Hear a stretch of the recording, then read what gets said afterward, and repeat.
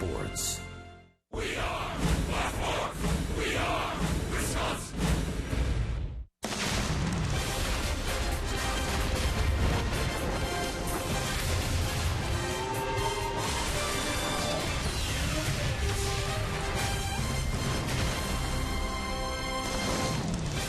Tuesday night at Turner Field, Atlanta, and we welcome you to Brewers baseball tonight. It's the Brewers and the Atlanta Braves, Game 2 of this 4-game series, and a matchup of opening day starters. Yovani Gallardo for the Crew against Julio Teheran for the Atlanta Braves. And hi, everybody. We welcome you from Turner Field. Got another great night for baseball tonight alongside Bill Schroeder. I'm Brian Anderson. We'll hear from Telly Hughes in a moment as well. Rock, we knew coming in this is going to be one of those series where we were going to see some of the best pitching in all of baseball, and the stats show that case at this point. Yeah, when you come into Atlanta, you expect that. I mean, decades of very good pitching for the Atlanta Braves, but this year the Brewers are right there with them. Look at all the guys that are starting in this series that are in the top 23 in the National League. I mean, just it's going to be an outstanding pitching matchup throughout the week.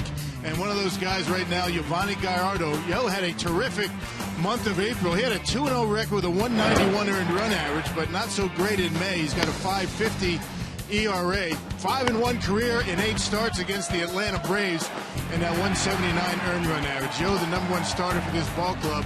The reason he is that guy, he needs to be able to break losing streaks, and that's going to be important for him tonight. And it's been 6 weeks since Gallardo's last win, so he's hoping to win his third here tonight. The Brewers need it. They've lost 3 in a row, still in first place, and 9 games over, but a very important matchup here tonight against the Atlanta Braves. Another guy that's pitching very well is Will Smith, and Will Smith's going to spend a little time with Telly Hughes when we continue here from Turner Field.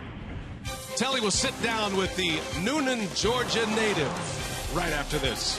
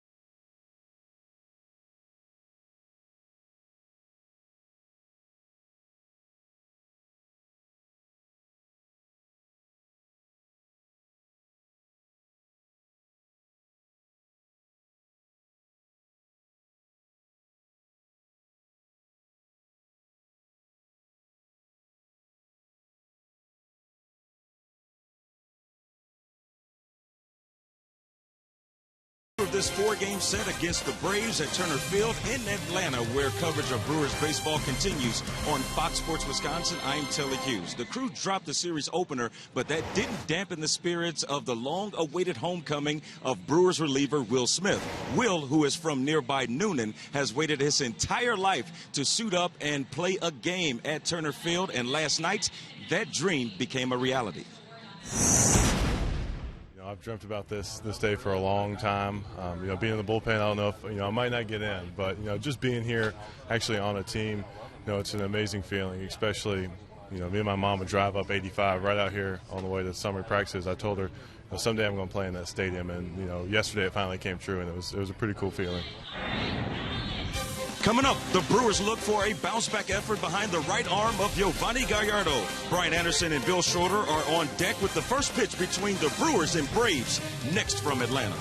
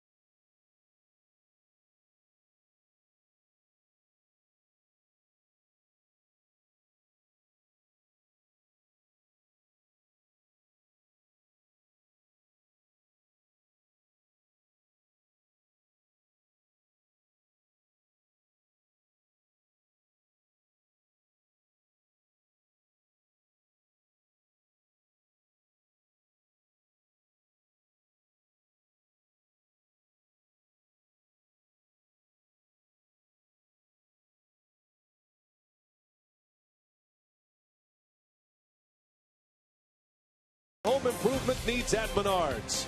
By Miller Lite, now in the original can, it's Miller time. By Toyota, let's go places. And by Southwest Airlines, find our fares online only at southwest.com. Just a beautiful night in Atlanta, Georgia, Turner Field, and we are set for Game 2. The cheese is out tonight. Plenty of wedges, a lot of Brewers fans here this evening. Ron Renicky hoping to put the winning lineup out there tonight. The Brewers trying to snap a 3-game skid, but they're going to have to face the Atlanta Braves ace. Here's the lineup tonight for Renicky's Brewers. Carlos Gomez leads off, Scooter Gennett to follow, and then Ryan Braun. In the middle of the order is Jonathan Lucroy, Lyle Overbay, and Gene Segura. And the bottom three, Chris Davis, Jeff the Yankee, and Yovani Gallardo, the Associated Bank Milwaukee starting lineup. And there is Julio Teheran, and Rockies coming off a tough start, his worst start of the season, his last time out against the Giants. It'll be his second start against the Brewers this year. Yeah, not able to get out of the fourth inning. 4 earned runs. He gave a 5 overall and 3 in the third innings. He needed 84 pitches to get through it, but that's been it for him. I mean, he's been very good. 2 and 3. One of his losses came on opening day back at Miller Park. A 2-0 defeat at the hands of Yovani Gallardo, and Julio Teheran on top of his game. 1 walk, 2 strikeouts, and only gave up 2 runs in those 6 innings of work.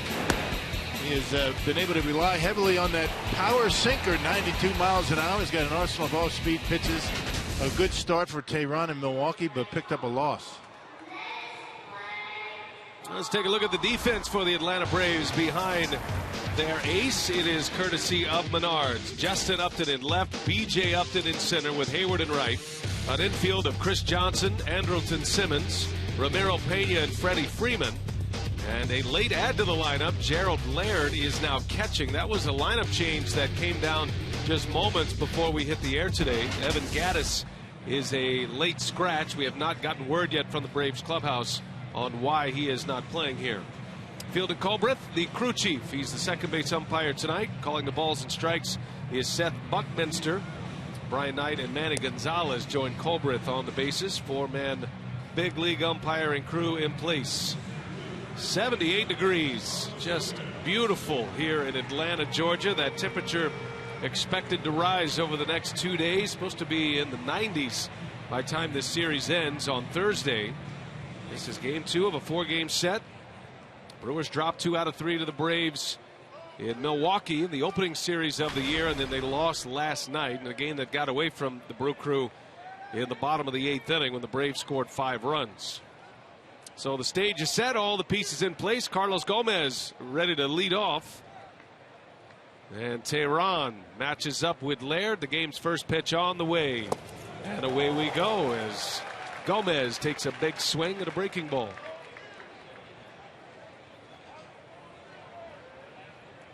Just the second game back for Carlos Gomez after he missed 5 games. 3 games because of a Major League Baseball suspension, coming off a bench clearing incident in Pittsburgh on Easter. And then he missed Saturday in Chicago, a little bit of back tightness, and then an illness Sunday. So he did return yesterday. Yeah, 1 for 3 with a walk, so a good day at the plate for Carlos Gomez, the catalyst of this offense. Last 6 games, you have to go back quite a long ways for those 6 games. He missed 5 of them. And a swing and a miss. Tehran strikes him out, and that's how his night begins. Tehran with now 47 strikeouts in 61 2/3 innings, and there's that slider that we were talking about. He's got a slider, a curveball, changeup, but likes the fastball. He throws a lot of them, but he didn't give too many to Carlos Gomez. He's just 23 years of age, Tehran, sitting at the front of that rotation. Scooter Gennett will dig in. Back in the starting lineup tonight. Ricky Weeks had started the last 2 games for the Brewers, and Gennett on the first pitch. Ramiro Pena back in the grass, and 2 outs for Julio Tehran. Tehran's 2 wins have come on the road against the Washington Nationals and on the road against the Philadelphia Phillies. That was his best game. He went the distance, 9 shutout innings against the Phillies.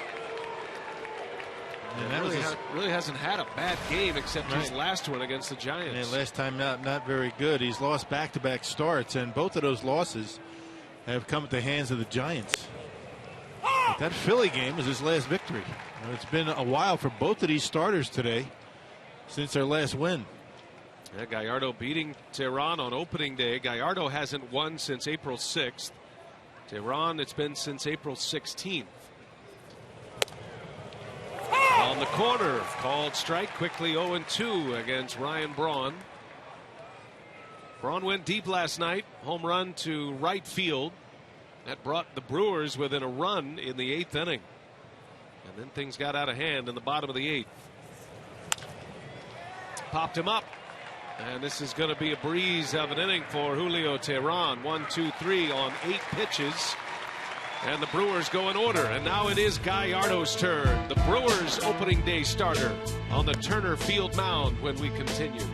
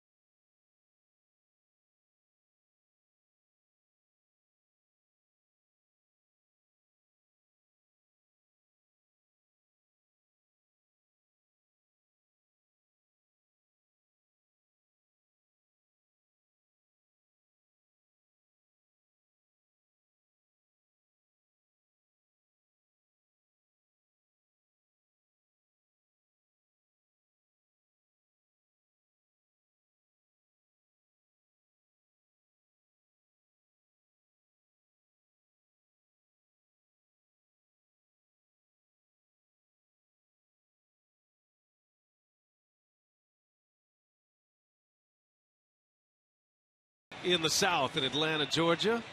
Just creeping behind that first base grandstand. There's Freddie Gonzalez. He's had a lot of success here with the Atlanta Braves. Gone to the postseason in back-to-back years. Eliminated in the wild card 2 years ago and went to the division series last year. It's Associated Bank. Starting batting order for the Braves. It's Hayward, Pena, and Freeman. Justin Upton, Chris Johnson, and B.J. Upton in the middle of his order with Simmons, Laird, and Julio Teheran. Chris Johnson having a good month of May at 308, and there is Gallardo. And not a better team for Gallardo to face. Needing a win. It's been a while for Gallardo. It's been since his victory against the Red Sox in the beginning part of April. He's 5-1 in 8 starts against Atlanta with a 179 earned run average. Still a very good earned run average for the season, 3.07. Now, all the reasons you look to your opening day starter, one of your top pitchers, to try to get you off a losing streak. Occurring today is Hayward on the first pitch. Lines one to Braun, looking into that setting sun we just showed you. It's not an easy field out there right now for the next half hour or so. With one pitch and one out, Hayward lines out to Braun. Check out our Menards Brewers defense. Pretty good defense in yesterday's ball game, although they did commit a couple of errors, but defense saved some runs in yesterday's ball game. Davis, Gomez, Braun in the outfield. Jeff Bianchi gets a start. It was Mark Reynolds at third base yesterday. Scooter Gennett at second, and Jonathan Lucroy back behind home plate after starting at first base in last night's game. Well, minus Aramis Ramirez at third base. This is the Brewers' best defensive alignment. And Bianchi's no slouch over third base either. He's the shortstop by trade. Ramirez continues on the disabled list.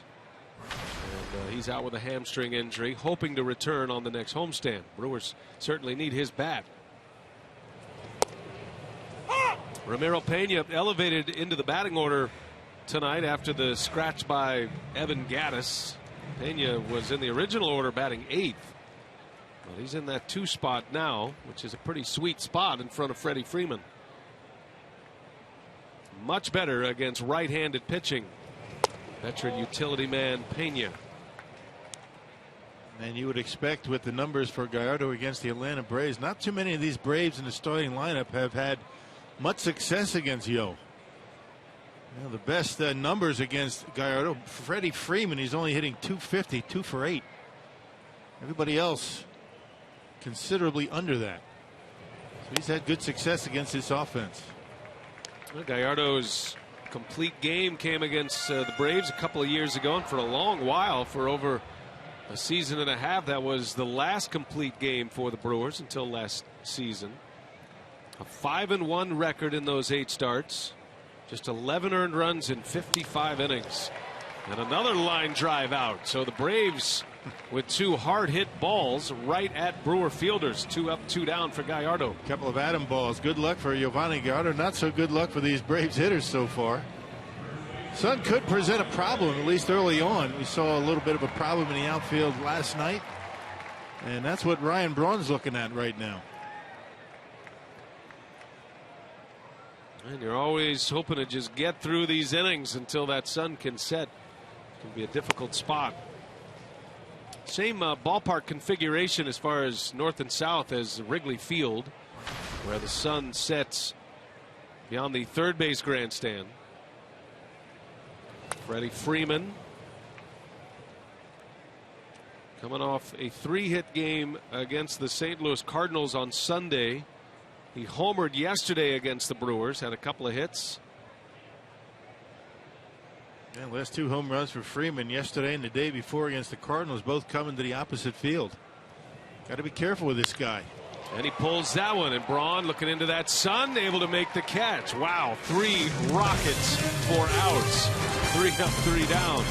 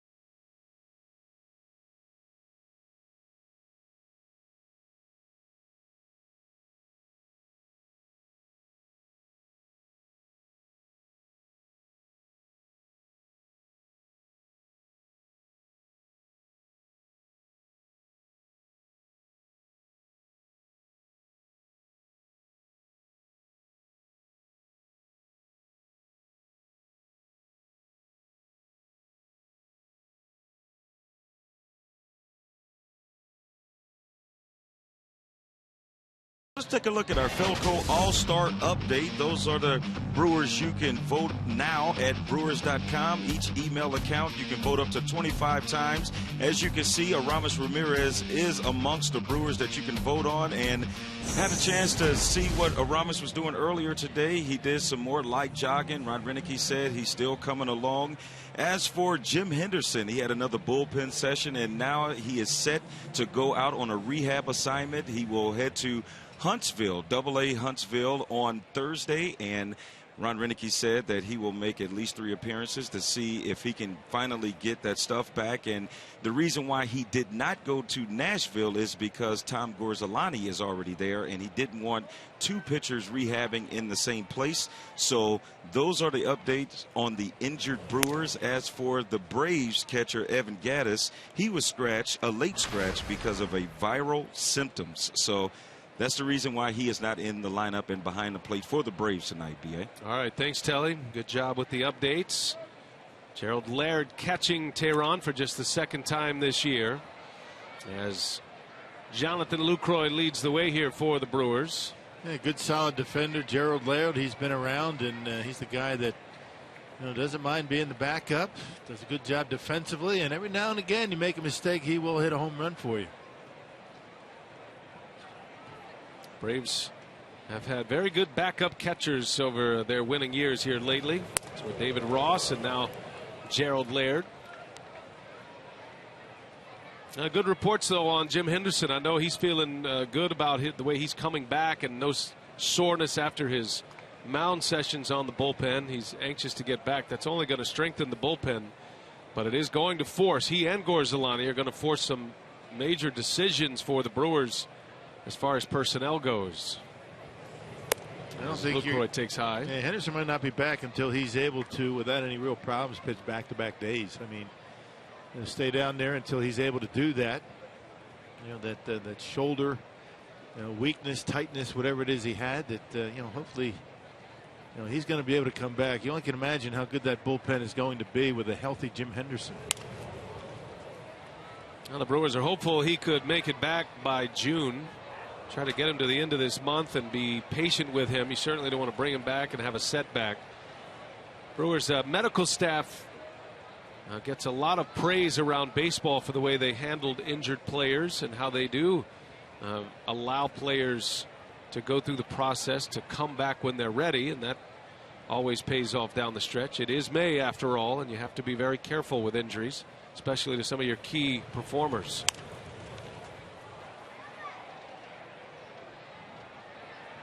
And that's why I'd rather have him, on the DL maybe 4 or 5 days, a little bit longer than necessary, than bring him back just 1 day early and then risk having them re-injure themselves, and then you're without them for a month or so. So be interested to see how Ramirez comes along. He's due to come back in the beginning of the next homestand.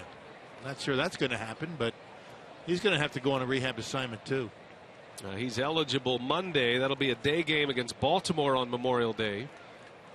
Hoping to be back on the next homestand at some point. Unlikely he'd be back Monday, as Lucroy draws the walk, and the Brewers have their first base runner after Tehran retired the side in order in the first.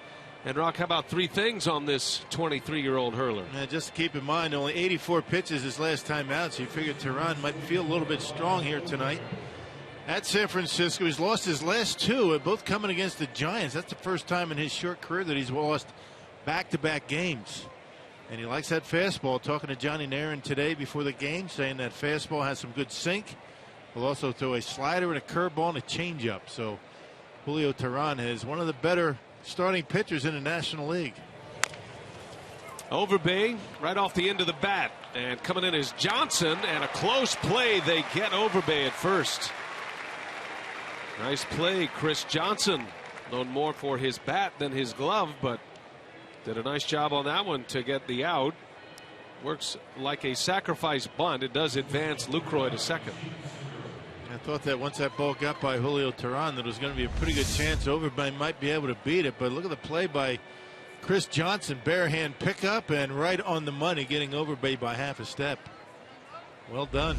And a good call over there at first, Brian Knight. So no need to go to review for that one. Lucroy in scoring position.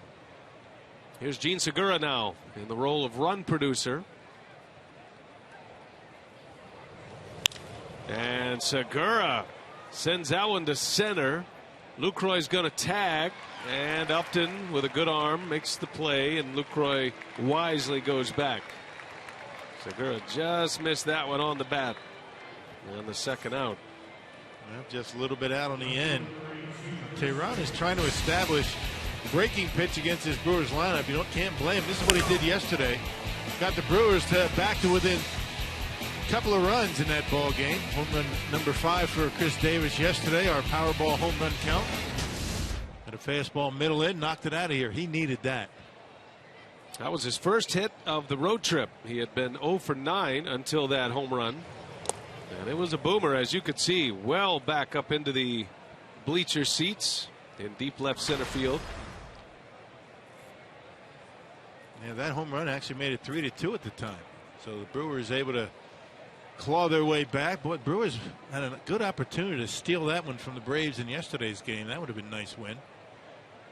Just couldn't pull it off. Braves have won 3 out of 4 from the Crew this year, with 3 games remaining in this series, including tonight. Road trip's going to continue in Miami on Friday. Brewers in the middle of their longest road trip of the year, 10 games. Dropped 2 out of 3 to the Cubs. Lost last night. Important to get back to winning ways. Lucroy at second, and the 2-0 is down and away. 3 balls, no strikes. It's a little early to be grinding over the standings, but the Brewers do have a 3.5 game lead over the Cardinals. Cardinals were idle yesterday. St. Louis is 2 games over. The Brewers 9 games over 500. Never too early to look at the standings when you're in first place. That's a good point. As Davis draws the walk, second walk issued by Tehran here in the second inning. You're not in first place. You're down at the bottom. You don't worry about the standings. You'll never even talk about them. 2 first place teams matching up here. Atlanta suffered through a 7-game losing streak in the month of May, and yet they're still sitting atop the East by 1.5 games. Braves are 5 games over 500 starting play today. As Bianchi takes a strike.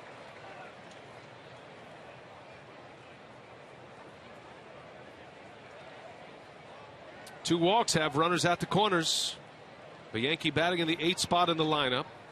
Got the pitcher Gallardo due up next. Love to give him a swing here in this second inning.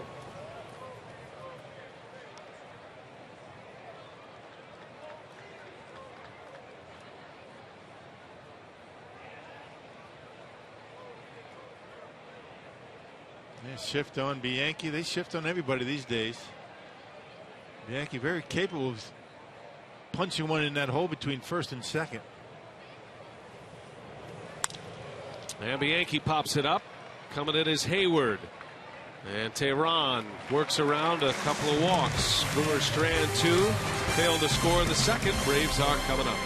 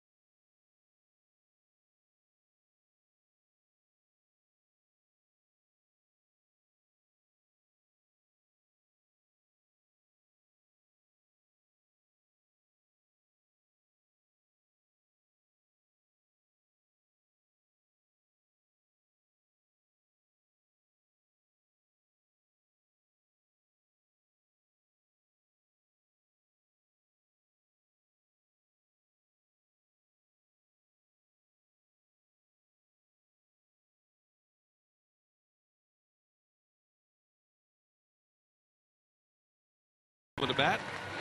They're just texting each other. Carsoup.com trivia question tonight. Yovani Gallardo ranks second in all-time Brewer strikeouts. Who is first? All-time Brewer strikeouts is what we're looking for tonight. That's a good one. I think I know who it is. All right. You've been on a roll lately. Yeah. I'm proud of you, man. Been around a while.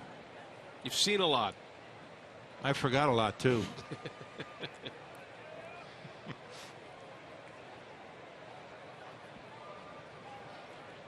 Justin Upton will lead off for the Braves. It'll be Chris Johnson to follow, and then Justin's brother BJ after that.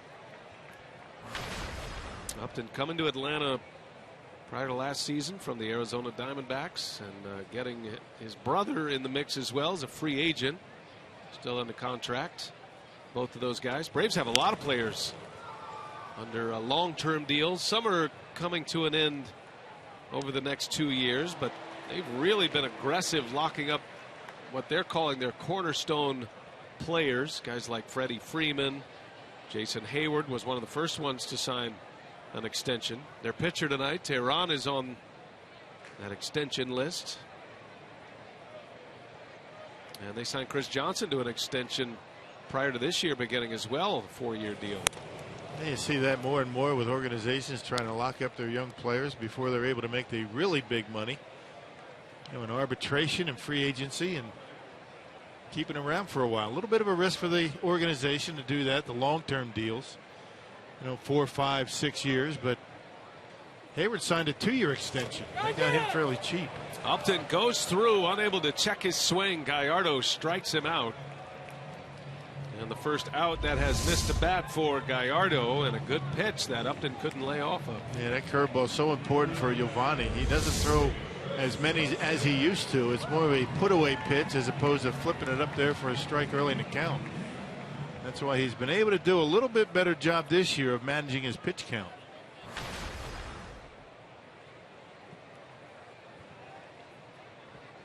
Well, one gone for Chris Johnson.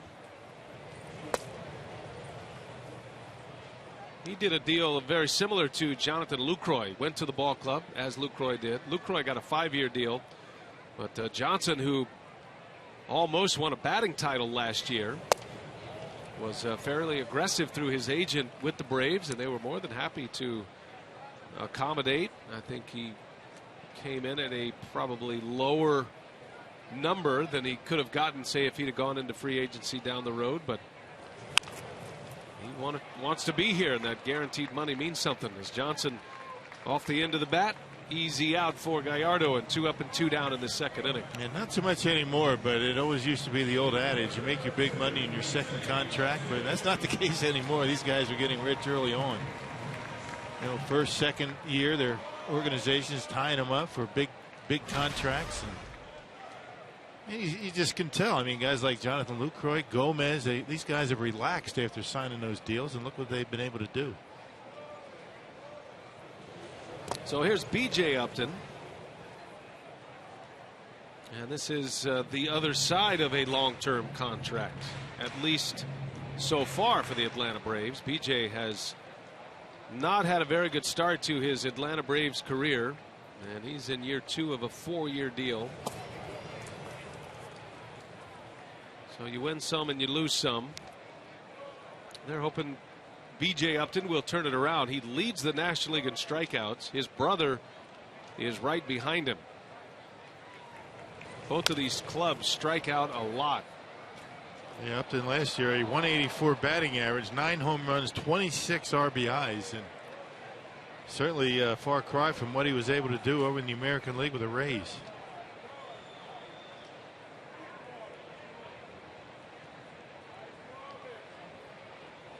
Two balls and a strike on Upton. Goes to 3-1. With all the offensive problems the Braves had last year, still made it to the postseason. And Dan Uggla, disappointing. BJ Upton. But they were in the playoffs because of their pitching.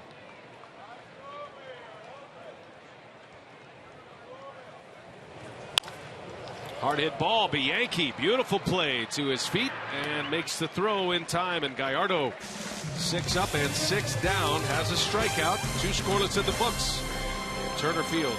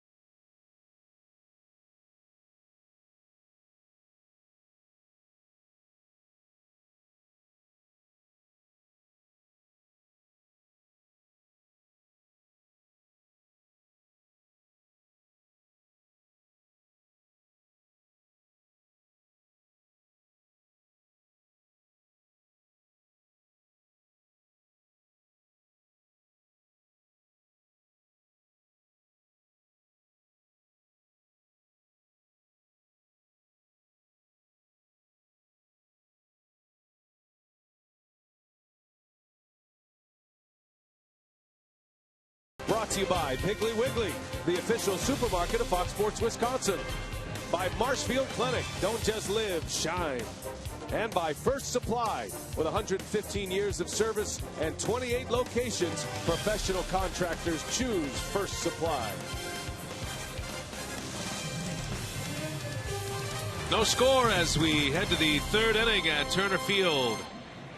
Tehran and Gallardo putting up zeros early. Tehran walked 2 Brewers last inning, left him stranded, and he'll face Giovanni Gallardo, his mound opponent, to start this third.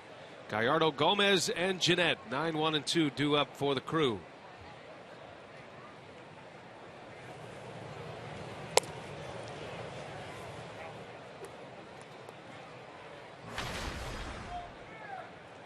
Gallardo, a former Silver Slugger Award winner, top hitting pitcher in the National League a few years back, pops this one up.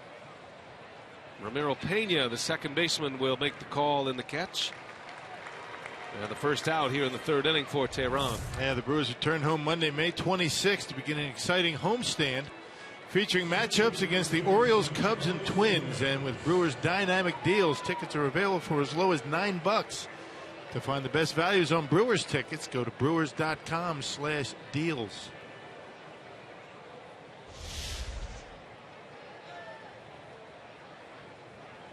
Top of the order, here's Gomez. Gomez struck out in the first.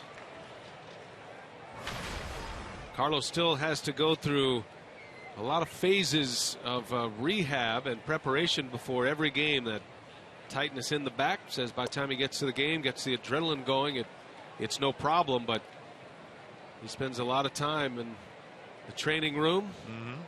Heat before, ice after. Yeah, he's all wrapped up after games. Yeah. But as long as he's taking those big swings, you figure he's all right. If he starts shortening up his swing a little bit, you'll know that back is barking a little bit.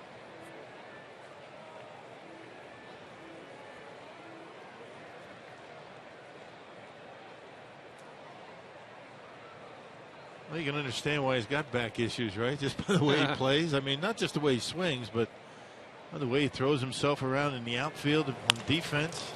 Reached out, serves that one into center field. Good piece of hitting there by Gomez. Tehran had him fooled, but Gomez able to wait back and send it to center, and a base hit, the first of the night for the Brewers. Body out in front, but he keeps the hands back, and that gives him a chance. Watch the hands, they stay back. You can always tell when a guy a little bit out in front, a little bit of a bend in that front leg, but strong enough to muscle it into center field. So a one-out base runner, second time through the order now. Here's Jeanette, who popped up to second on the first pitch he saw from Tehran in the first inning. This is where a healthy Gomez is just going to take off right away. I mean, this is one of the things that the Brewers can do to try and generate some offense, and that's stealing some bases. Stay out of the double play. Tehran throws a lot of ground balls. Tehran has a very good pickoff move. He's quick, and there it is, and Gomez just back. Gomez has 7 steals. He's been caught just once. Gene Segura is the club leader in stolen bases with 8. Although Segura has been caught 6 times, which is among league leaders in the National League.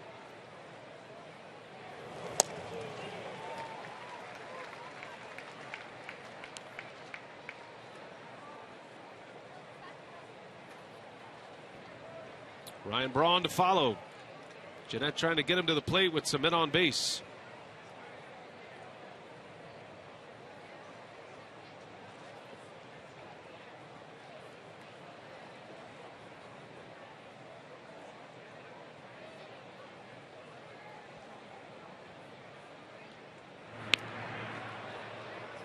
Very quick feed over there to first base. And Gomez doesn't really look like he wants to take off. Yeah, he looks like he's laboring a little when he dives back to first. Not his normal spry, bouncy self. 1 ball, 1 strike on Jeanette. Still looking for his first hit of the road trip. And the sinker misses away. 2-1 now on Scooter. He's trying to snap an 0 for 10 on this road trip right now. Had a couple of hits against Atlanta in their first matchup.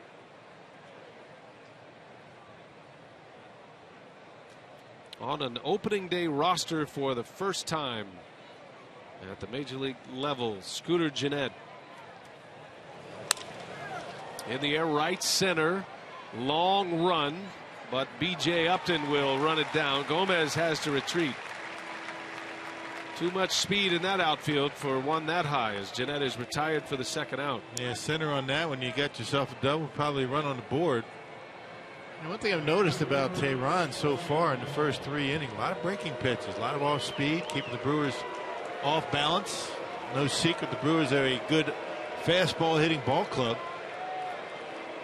So he's keeping them a little bit off balance with the breaking stuff.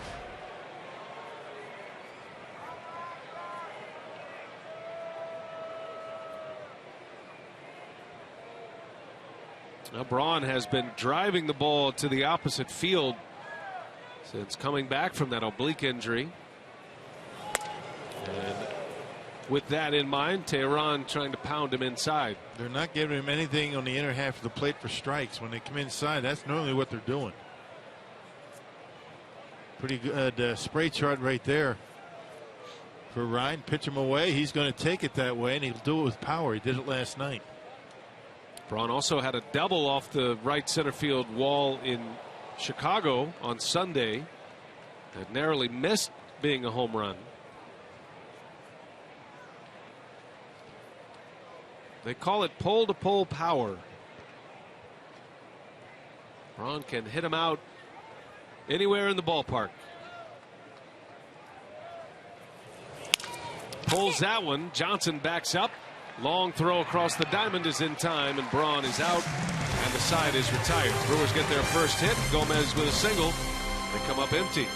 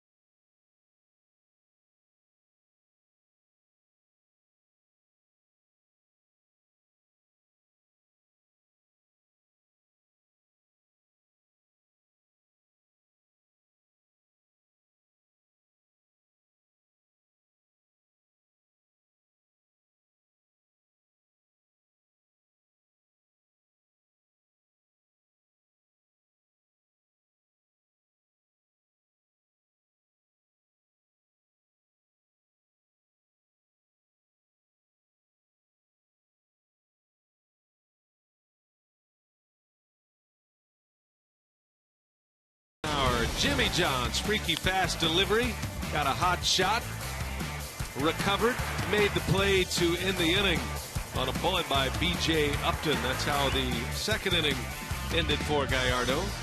Freaky fast delivery. I like the way he stayed in front of it. Yeah, a lot of guys might play it off to the side, and that ball rolls up his glove. It's going to hit him in the chest, and still able to make the play. 6 up, 6 down for Gallardo. Here is Andrelton Simmons. Very aggressive hitter at the plate, and a lineup that strikes out a lot as a group, the Atlanta Braves. But Andrelton Simmons, the toughest to strike out in the National League. He's a lot like Segura in that regard, where he typically doesn't get deep in a count. He's up there to swing.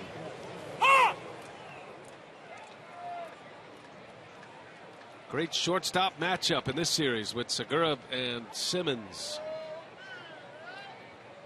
Both of them outstanding out there defensively, and completely different builds to them. You know, Simmons tall and thin, Segura short and stocky, but both of them able to get the job done. Both of them tremendous throwing arms, soft hands, good range, which is why they're major league shortstops.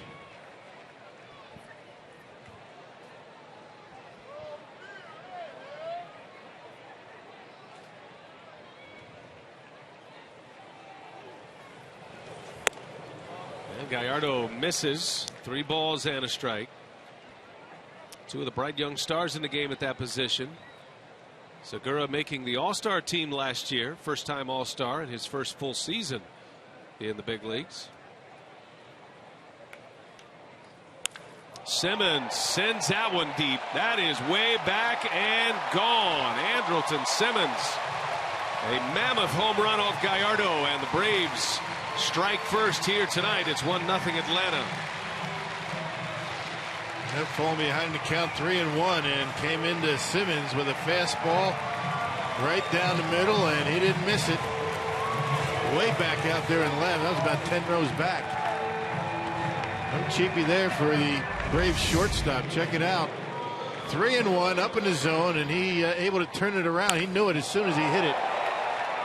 Dropped the head and trotted around the bases. That's a big fly right there. Simmons has big power. Hit 17 home runs last year. And there's a base hit. Gerald Laird on the first pitch shoots one to right. So the bottom of the order doing some damage against Gallardo in this 3rd inning.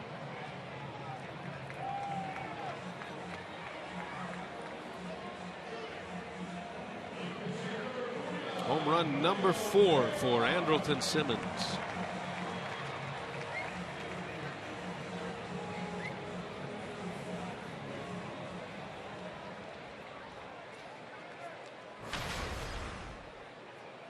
The pitcher Tehran now with Laird at first base.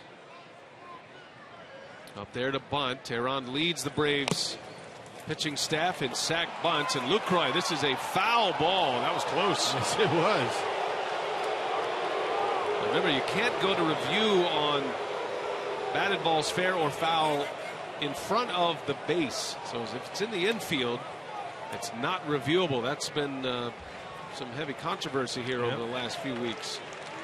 That ball hit the plate and took a hop, and it's not where Lucroy is, it's where the baseball is. And look at the home plate umpire, Seth Buckman, so he's right on it, and it's saying that Lucroy touched it in foul territory.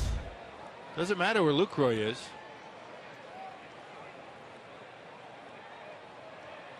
Tehran squaring early, runner goes, and the bunt is down. Gallardo will make the play to first, so a sacrifice bunt advances Laird. That would have been a stolen base for Gerald Laird had Tehran not bunted the baseball. So it'll go down as a sacrifice, and the Braves have a man in scoring position. As the weather heats up, so does the action at Miller Park. Reserve your spot for the Brewers' big weekend showdown with the Chicago Cubs. That's Friday, May 30th through Sunday, the 1st of June. Tickets are moving fast. Call 414-902-4000. Or visit Brewers.com today to secure your spot at Miller Park. Jason Hayward takes a breaking ball for a strike. Curveball from Gallardo. 1-0 Atlanta. Andrelton Simmons with a homer. Brewers finding themselves playing catch up once again. They have been behind a lot.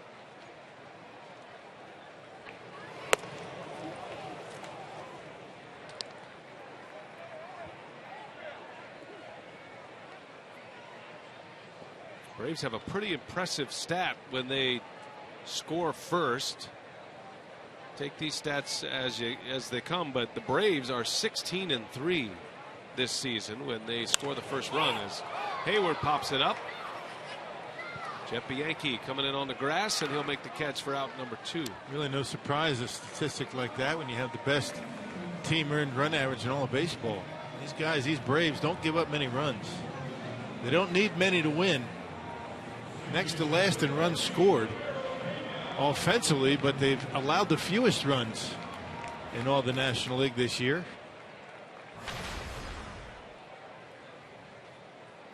These two teams are so similar in so many different categories. Both teams pitch well. And some of the top pitchers in the game as far as ERA goes in this series. Matter of fact, 6 in the top 25 in ERA. 3 for each team. As Pena fouls it back. The offenses struggle to score runs. There's a lot of strikeouts in the offense, both with very good bullpens. There's similar makeups for these teams. I think you could see them at the end competing for a playoff spot, a division title. 5 spots available. 5 out of the 15 in each league go to the postseason. Last year, the Central Division in the National League placed 3 teams in the postseason. Cardinals won the division. Reds and Pirates were the 2 wild card teams. And right now, only the Brewers and the Cardinals over 500. Not a baseball to be played, though. 0-2 the count on Pena. Got a runner at second. And Gallardo throws it back to the screen. A wild pitch in every sense of the word to get Laird to third base.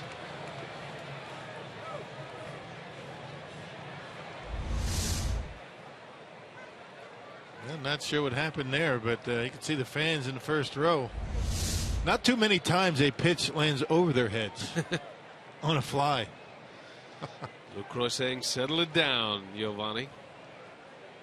Now the Braves have a run in here on a home run by Simmons. And the 1-2, and Pena lays off a breaking ball. Good block there by Lucroy.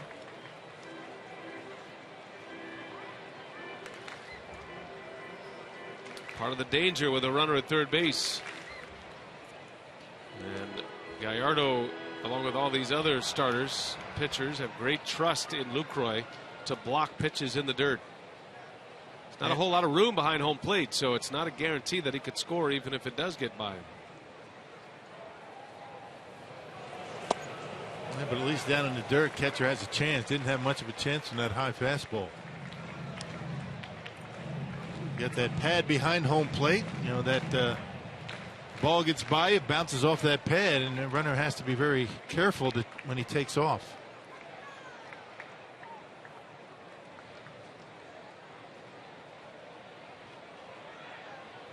Three balls and 2 strikes. And Pena rolls over one foul. Gallardo had him 0-2. Certainly the guy you want, and Giovanni went after him with a curveball in a full count. Got Freddie Freeman on deck.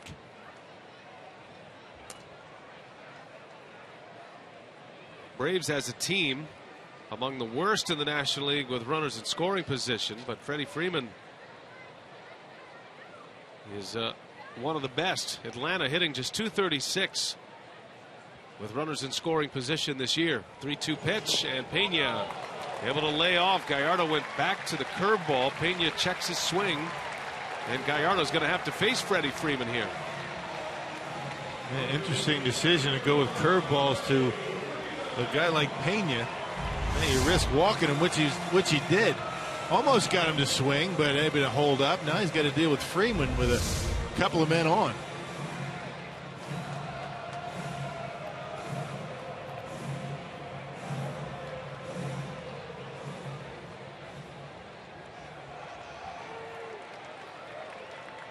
First time up, Freeman lined out, hit it sharply to Braun and right.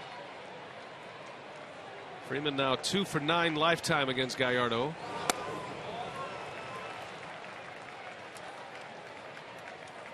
Inning started with a home run by Simmons. Laird single to right. Now a walk. First and third, 2 gone. And a dangerous hitter at the plate. The Braves club leader in runs batted in, Freddie Freeman. And now he is behind 2-0. Gallardo has lost command of his breaking stuff suddenly. Yeah, but he keeps throwing it. I mean, if you're in a 2-0 count in this situation, you better be careful throwing fastballs. You know, Freeman's looking for one.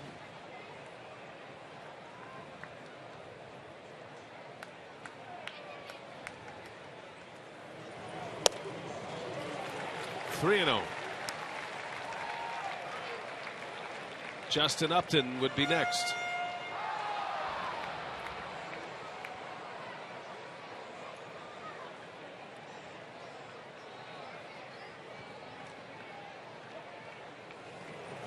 And Freeman green light on a 3-0 pitch. Gallardo threw him a cut fastball. How about that, huh? Something with a wrinkle on it, and Freeman misses, but he took a big swing.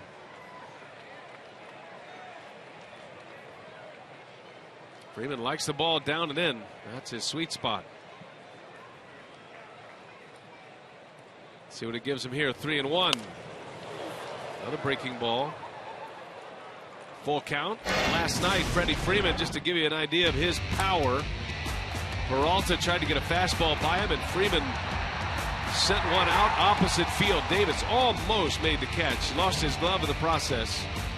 And a home run for Freddie Freeman, number 9 of the year. And that was on a pitch that was middle in, down in the strike zone, able to take it to the opposite field. Full count, 2 outs. Pena goes, Freeman draws the walk. And again, Gallardo missing with the curveball. Bases are loaded. Back-to-back walks for Gallardo. Well, a lot of breaking pitches for Yo. I mean, it seems like one after another. It's not the curveball. It's going to be the slider or cutter. For some reason, going away from his fastball tonight. 24 pitches in the inning for Gallardo. 12 strikes, 12 balls. And after retiring the first 6, albeit with a couple of line drive outs, he's run into some trouble in the third. A run is in. Here is Justin Upton now. Gallardo struck him out in the second inning. His first and only strikeout of the day. Base is full of Braves. There's a curveball that finds the strike zone. That was a dandy.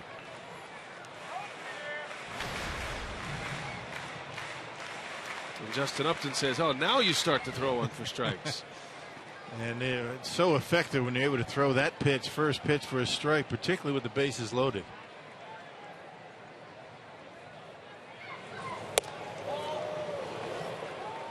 Not sure where that missed. That's a big pitch right there. And instead of 0-2 now, it's 1-1. That was a good pitch on the corner.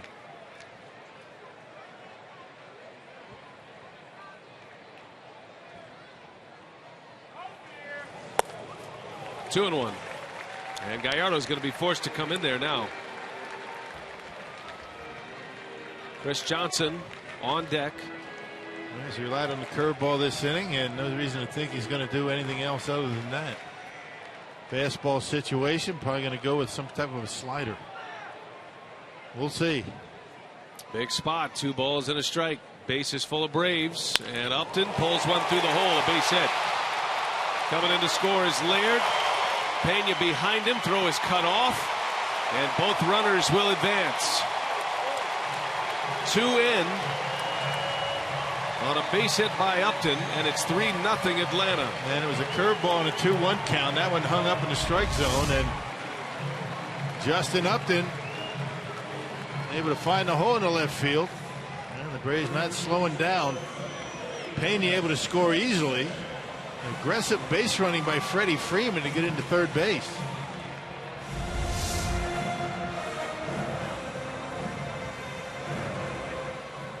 So Upton with 2 ribbies gives him 24 for the season. 3-0 Atlanta. There's going to be an error on Jeff Bianchi that allows Upton to go to second base. Johnson broke his bat. Segura. And there's the out to end the inning. But the Braves bat around. They get 3 runs.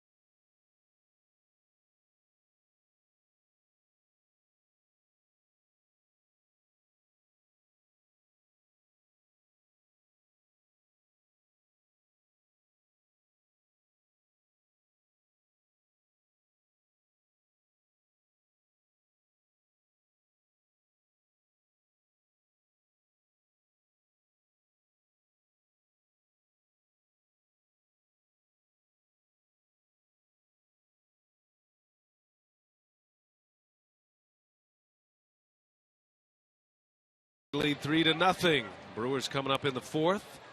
Time now for you to tweet your photo using hashtag WisFanPhoto for a chance to have it shown in an upcoming broadcast.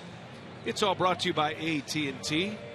WisFanPhoto is the hashtag. Now the Braves ace now has a 3-run lead to work with. As we go to the fourth, it'll be Lucroy to start it. Lucroy, Overbay, and Segura. And that's something that Tehran's not used to, having a big lead, 3 runs. Braves don't usually score many runs for him when he's out there on the mound. In Tehran starts, Braves are only averaging 2.3 runs per game. Another reason he has just 2 wins. But he's got some run support tonight, and the Braves are feeling like their offense is coming back together here on the homestand.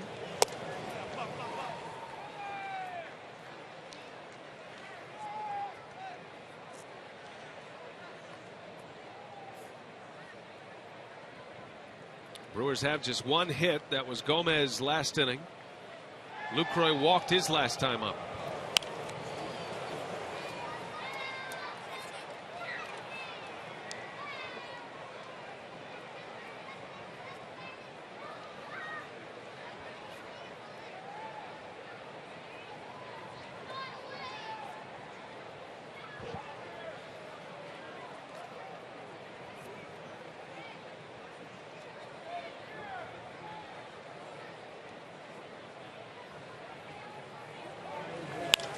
Lucroy, deep right center field. That ball's very well hit, and to the wall it goes.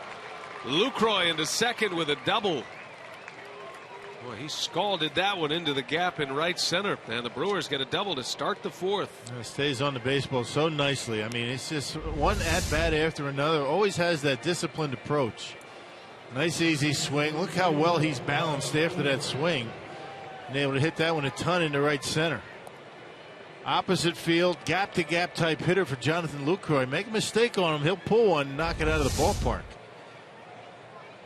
Lucroy got the count in his favor. Double number 14 of the year to go along with 2 homers. And he's in scoring position for Overbay.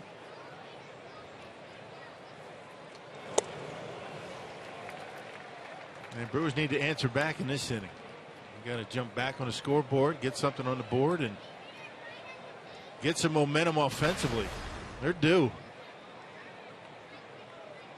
They're due for an offensive breakout. Been a while. And a pickoff play at second, close. Lucroy just getting a hand in there as Simmons came in behind him. Tehran had a very quick move. Good throw, might be interesting. It's right on the bag.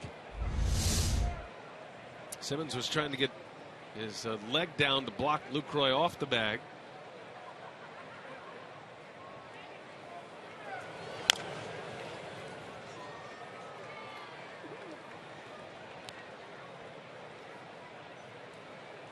Overbay got a third of an inning on the mound last night. Unfortunately, the Brewers had to call on a position player to finish the inning in the 8th, but it got Ryan Domit to pop it up.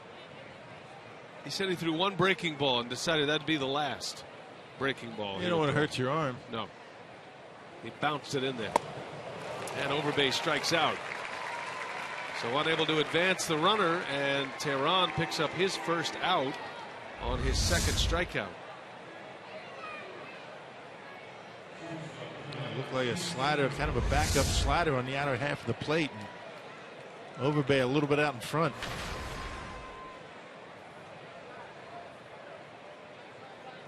Here's Gene Segura. Laird on his way to the mound. Might be changing signs here. Braves organization has always been a bit paranoid about that. Changing signs a lot. Glavine, Maddox always used to do that throughout the game. Especially when you have a catcher out there. I mean, he's used to trying to figure out the signs. That catcher's flashing with a man at second. The sequence of signs sometimes are easy to pick up. Pickoff play at second again. Pena dropped the ball. That would have been close as well. Lucroy is right about at the edge of his largest lead that he could take.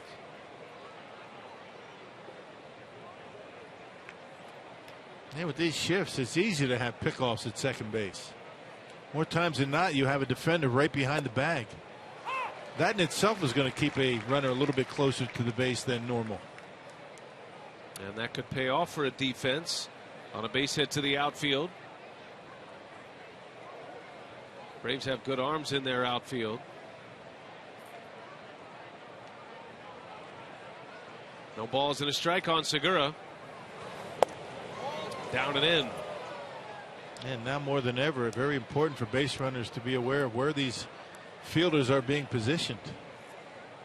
In this case, right up the middle. Line drive up the middle is probably going to be an out. Yeah, it used to be back in the old days, that's a sure base hit, get a good jump and score. You can see where Pena is playing. Runners have to know where they're at.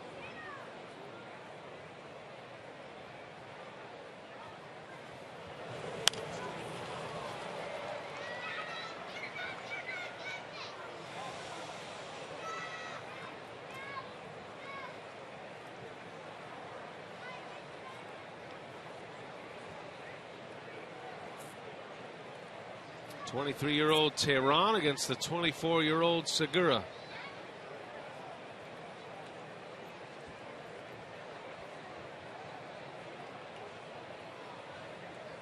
Lucroy takes his lead at second.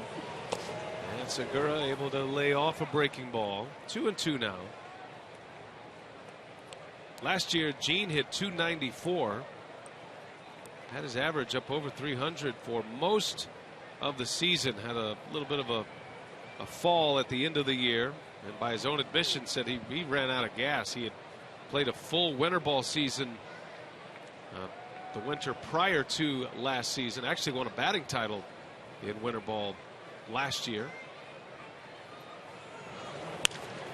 There's a ground ball backhanded by Johnson. Long throw is high, and Segura is safe.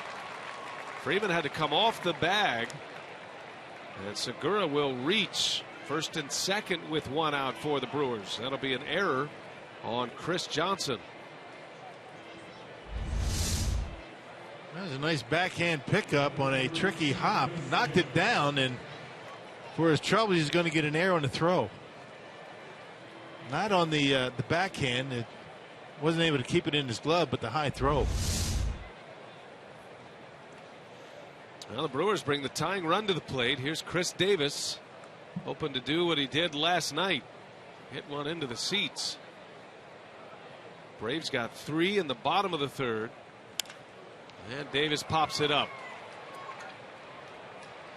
Both runners will hold their ground as Hayward makes the catch.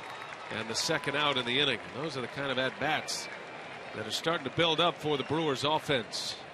Yeah, leadoff double, and 3 at bats later, Lucroy's still at second base. Things that they were doing early in the season to manufacture runs, all of a sudden now they're not doing. Advancing base runners and putting together those good quality at bats.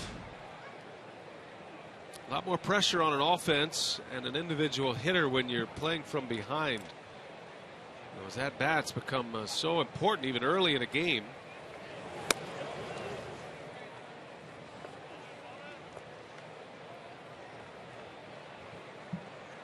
Hey, just try and do too much when your team's been losing and you haven't been scoring a lot of runs. You go up there and try and hit the 3-run homer, and nothing ever good comes of that. 1-1 on Bianchi. The old stale old adage that you use in baseball, you take it day to day, inning by inning, at bat by at bat, but that's what you have to do. That's the approach that you have to take. Can't try and get them all back at once. Now the Brewers are hitless tonight with runners in scoring position. They're 0 for 5. 3 of those at bats coming in this inning after the leadoff double by Lucroy. And Bianchi fouls it away, and he's in a hole now, 1-2.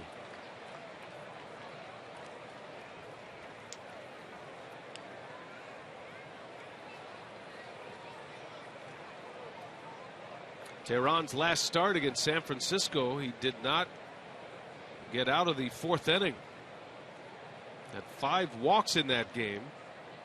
We talked about afterwards that the baseball was slick. He didn't have a good feel for the ball in that game. A little bit cool in San Francisco. You know, the ball gets a little bit slick. The fingers don't have that grip. 84 pitches in 3 2/3 innings for Tehran. He gave up 7 hits and 5 runs. He had not allowed more than 3 runs in a single start prior to that. 2 on, 2 out. 2-2 pitch to Bianchi. And he hangs in there. Count remains at 2-2. Crew looking for a big hit. Trying to get one out of the bottom of their batting order.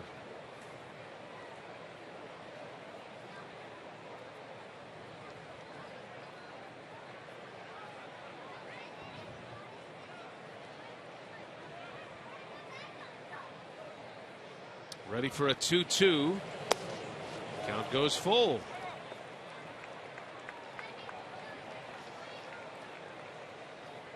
Now we'll see how aggressive Tehran will be with Bianchi. Runner's going to get a head start. 3 2, 2 outs. You figure in that scenario, base hit's going to score 1. Got the pitcher coming up next, Gallardo, albeit a good hitting pitcher.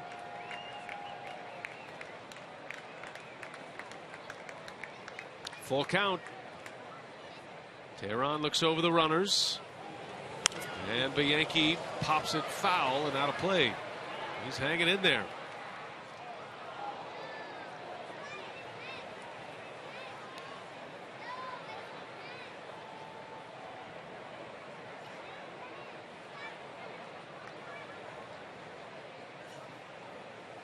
Ron Renick's used Mark Reynolds and Jeff Bianchi at third base, as Ramirez is still on the disabled list. Elian Herrera could play third if he needed him to. Bianchi, a utility infielder at this point. Runners go. Bianchi strikes out, and the Brewers let an opportunity go by. No score. It's 3-0 Braves.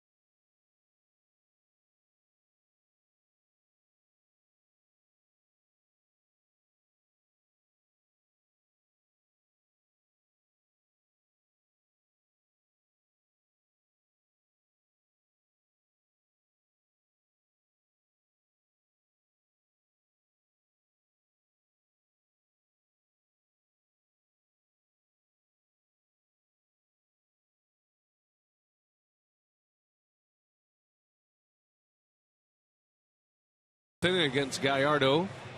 And our Carsoup.com trivia question tonight. Gallardo ranks second on the all-time Brewers strikeout list. We asked you who is first. That would be Ben Sheets. 1,206 career strikeouts. And a nice career. It was one that ended quickly with shoulder problems for Ben Sheets. Boy, when he was at his best, he was one of the best. He started an all-star game in 2008. He could mow him down in a hurry. Had some good games here in Atlanta, I recall. Speaking of a good curveball, right? Struck out 18 Atlanta Braves back at Old County Stadium, I think it was. He was a Brave briefly as he was trying to come back.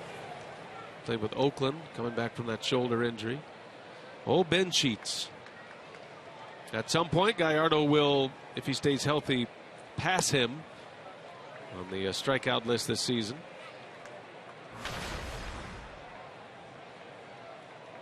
Braves with 3 in the third. Gallardo trailing in this one to the division leading Braves as B.J. Upton takes ball 3. Gallardo's command has been a problem here in the last 2 innings. He has fallen behind just about every Braves hitter.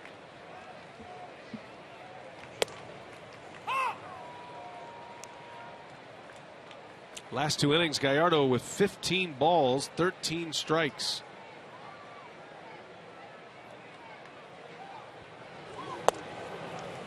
Two quick ones, and it's 3-2 on Upton.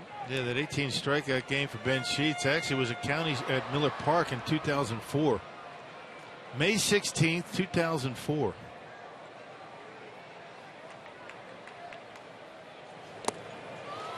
And Upton draws the walk. So Gallardo not doing himself any favors here. A leadoff walk to Upton. And here comes Simmons, who led off last inning with a long home run to left. The Gold Glove shortstop got one he could handle. Yep, up and in on a 3-1 pitch and a big fly to left to get the Braves on the board. Braves with a 3-run third inning.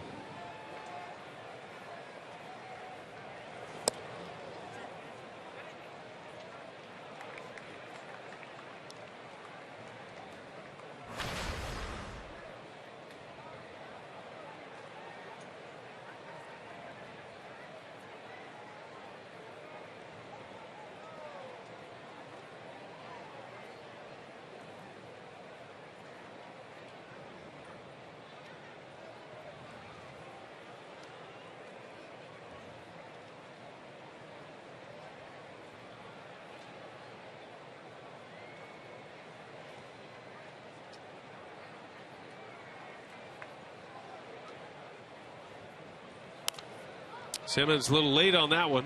A fastball from Gallardo.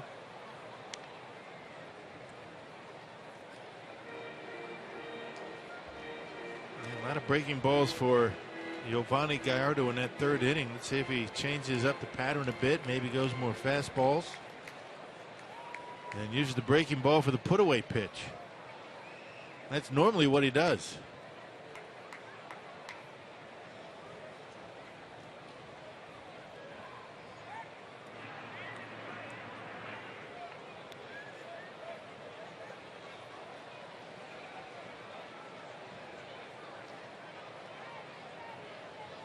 Now Rick Kranitz, the pitching coach, watching in angst, trying to get his starter back together here as Gallardo delivers a strike inside corner right at the knees, and it's 1-2 on Simmons.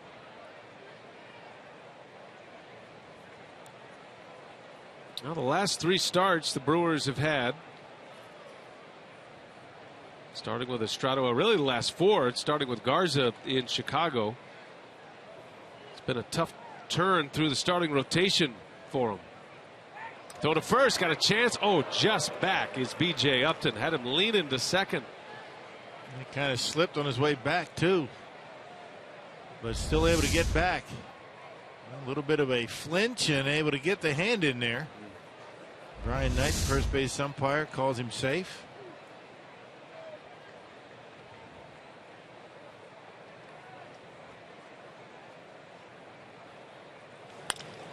Back up the middle, hits the bag.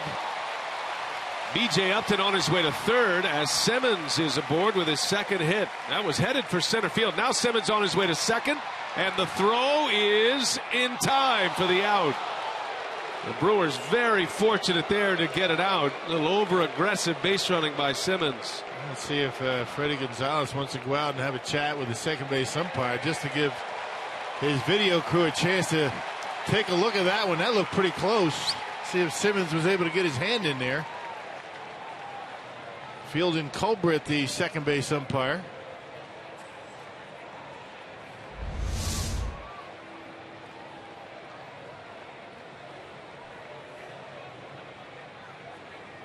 You tell me. Who knows? I don't know. That's got a chance to be overturned here. It's pretty close.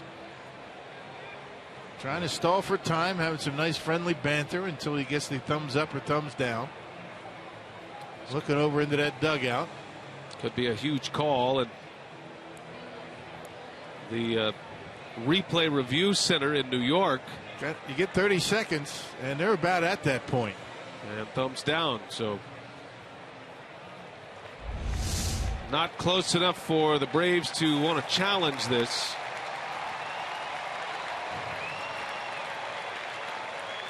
Yeah, that's pretty close. I don't think there's much there to overturn. Of course, we've seen reviews close like that have been overturned. Oh, wait a minute now. So they are going to challenge it. I beg your pardon. I misread the hand communication. Normally, thumbs down from the bench coaches means don't challenge, but unless Freddie just changed his mind at that last moment while we were in the replay, but they are going to look at it. So has a chance to be overturned. Fielding Culbreth, the crew chief, in communication with New York. No doubt they've seen multiple replays of this already. And this could be a quick resolution here. They have 12 different angles they can look at, and they're not subject to what we're showing you here. They have their own system. Both ball clubs do, down in the clubhouses, and then the replay center. They all have the same system and the same replays to monitor. And Fielding Culbreth is just waiting on the decision from Major League umpires who are at the replay center. And that was good camera work, getting the bench coach over there in the Atlanta dugout with the thumbs down. Maybe thumbs down means they missed the call. Who knows? Every manager has his own set of signs, 2 or 3 signals. Most of the bench coaches we've seen have been the thumbs down.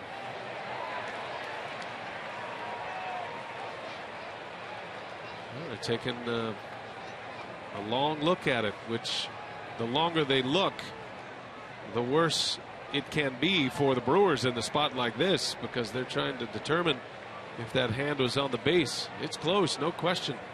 And they're showing the replays here in the stadium, so the fans are getting a chance to see it as well. You're talking about splitting hairs here. I mean, it's that close.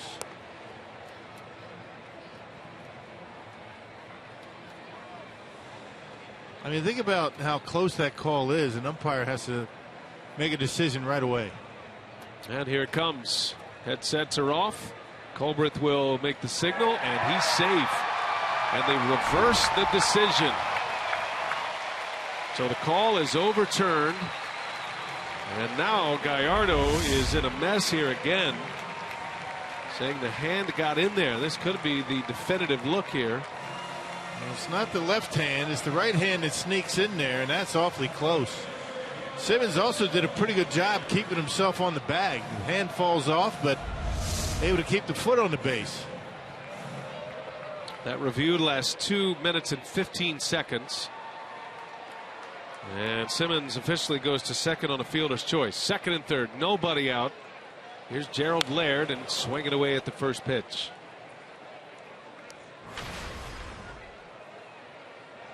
Not a whole lot going right for the Brewers in the last 2 innings. Going to have to find a turnaround here quickly. Ball literally bouncing the way the Braves here tonight, at least so far. Can turn around. Yeah, remember that first inning, the Braves against Gallardo hit 3 line drives, all for outs in the first. And you're thinking, hey, this is going to be Gallardo's night tonight. Not the case. In big danger here. He does have the bottom of the order. He's got the pitcher due up next. So this is a key hitter for Gallardo and Laird. A late addition to the lineup tonight. Evan Gattis was scratched just before the game with viral symptoms. Yeah, when the Brewers have their infield in, they can't afford to fall behind any further.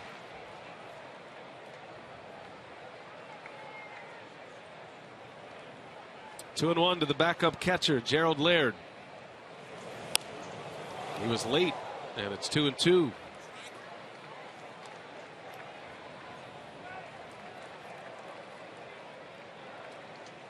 The pitcher due up next.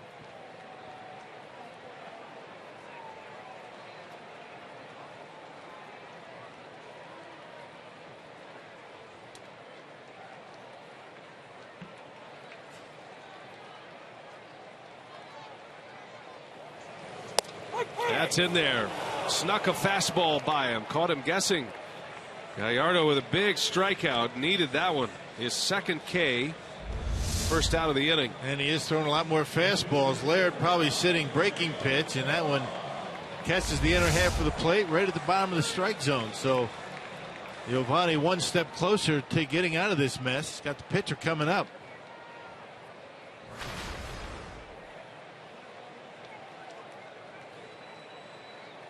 Tehran does have a run batted in this year.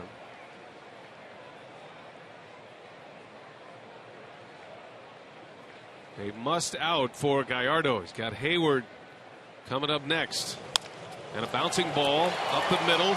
And a little miscommunication, and the Brewers are not going to get it out anywhere. Gallardo is limping off the mound. A run scores to make it 4-0. Going to be an infield. No, it's going to be an error, I beg your pardon, on Jeanette. And Gallardo is injured. Yeah, and jumping after that baseball, trying to knock it down, and came down. Look like he twisted his ankle. And a little comebacker off the end of the bat. Watch Giovanni go up and going down. Not sure what he hurt. Ankle, knee, who knows. But both Segura and Jeanette go after it, and nobody gets it. You know, and B.J. Upton at third base had not started on contact. He was waiting, so the Brewers had an out either at the plate or at first. Upton might not have scored there. A very costly mistake, and now all eyes on Gallardo to see if he's going to be able to continue. Give Laird, or rather Tehran, an RBI. B.J. Upton had to make sure that that ball was going to get by Gallardo. It did, but he didn't take off until the ball was dropped by Scooter. And the Brewers very concerned about Giovanni. You can understand why. I mean, if it's a leg issue, you risk having him put a little bit too much pressure on his upper body, the shoulder, the elbow, and then hurt something else. Athletic trainer Dan Wright as they get Tyler Thornburg up. And Gallardo's going to try to throw a few here.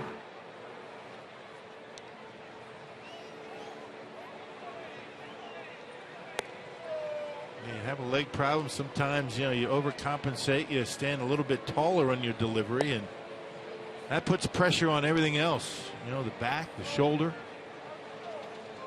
You got to be very careful with Gallardo. He's your guy.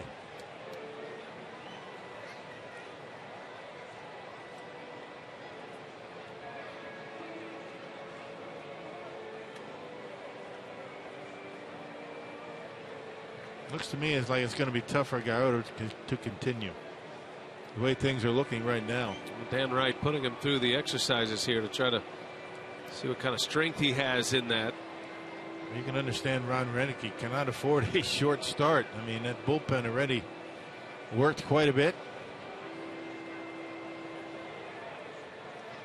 Giovanni's trying to talk his way into the game, trying to stay in there. I think the Brewers are trying to convince him that it might not be the best idea.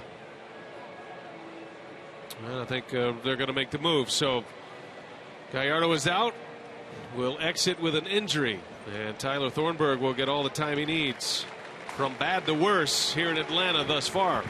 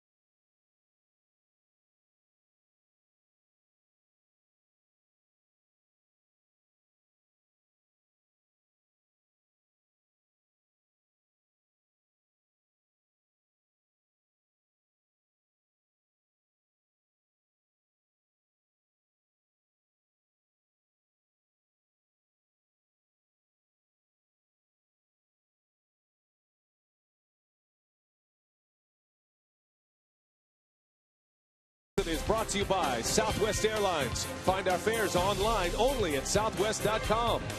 By the Wisconsin Lottery, reminding you to please play responsibly. And by Miller Lite, now in the original can, it's Miller time. Well, the Brewers wish they could hit the reset button here tonight. It's 4-0 Atlanta, 2 on with 1 out, and their starter, Yovani Gallardo, has just left the game with an injury, like an ankle injury.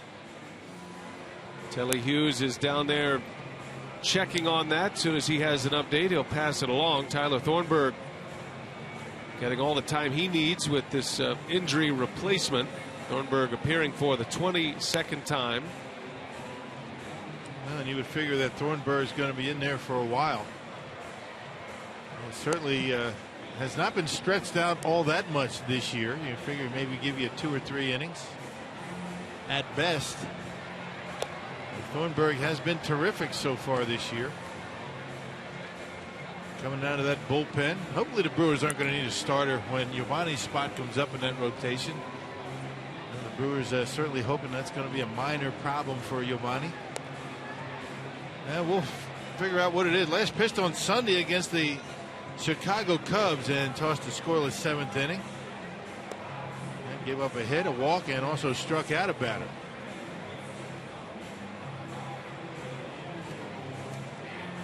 They see his last 3.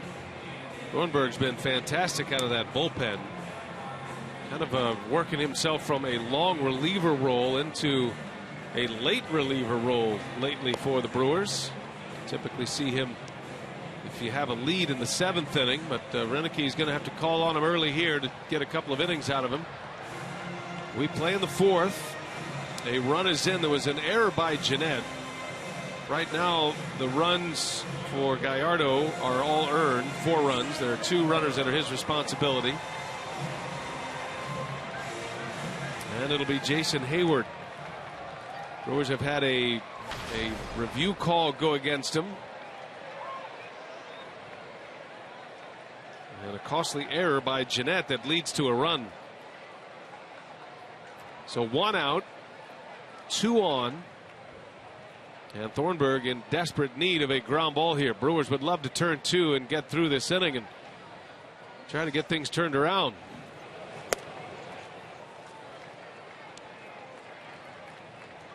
Hayward lined out in the 1st, and then he popped up in the 3rd inning. Popped up over to third base.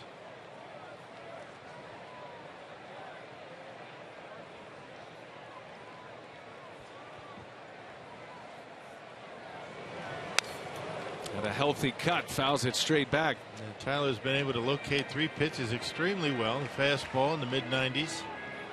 Curveball and changeup. All 3 of those pitches have been working very nicely for him so far. Dangerous hitter at the plate.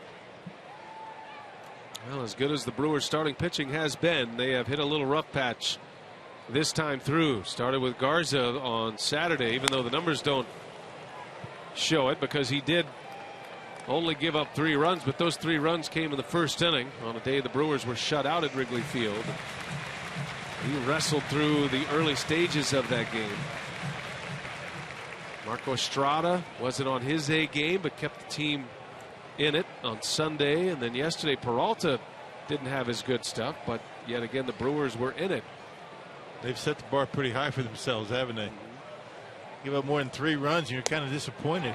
Swing and a miss. Thornburg strikes out Hayward. Big strikeout for Tyler Thornburg. Kind of what he does. Tyler Thornburg with the changeup, and Jason Hayward way out in front. He'll throw any 3 of those pitches at any time. He's got a lot of confidence, all of them. And 2 outs for Ramiro Pena. Walked and scored his last time up. He lined out against Gallardo in the 1st. He's 0 for 1. Braves get 3 in the 3rd. Added 1 here in the 4th. RBI by the pitcher Tehran on a ground ball over the head of Gallardo that led to a Gallardo injury.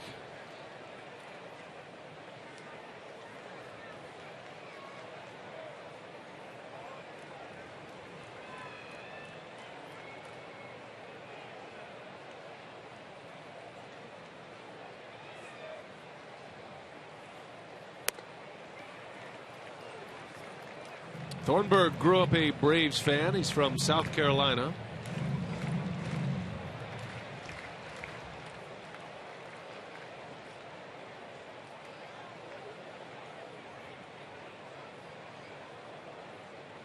Freddie Freeman waiting to hit next.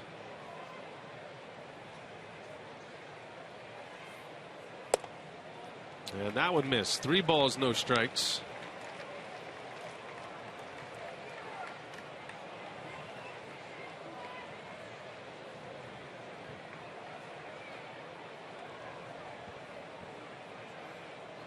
Thornburg played his college ball in South Carolina. He grew up here in Georgia. And he walks Pena. So the bases are loaded. And 4 walks already issued by Gallardo and Thornburg combined, and 2 of them have already come around to score. And Pena walked back-to-back at bats with Freddie Freeman behind him in the lineup. That's dangerous. Freeman walked his last time up. Getting a chance to hit with men on base quite a bit here tonight. They're full for him here in the 4th. A run is in, 4-0 Braves. And Freeman pulls it foul. Yeah, Thornburg is from Sandy Springs, Georgia.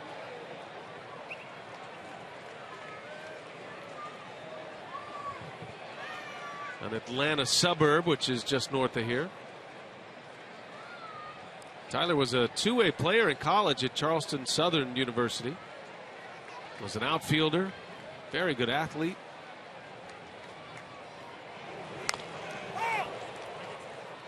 Got a few homecomings this week. Telly had the story about Will Smith returning back to Atlanta. He's from Noonan, Georgia, which is a little bit south of Atlanta. Ricky Weeks always had a lot of family and friends here in Atlanta. Yeah, Mississippi native. And, Rob Wooten from North Carolina, a Braves fan growing up. So this has been reunion week for a number of the Brewers players. 0-2 to Freeman. And a shot off of Thornburg. And he's able to make the play for the out. A line shot that hits the Brewer pitcher. We'll see if he's all right during the break. 4-0 Atlanta.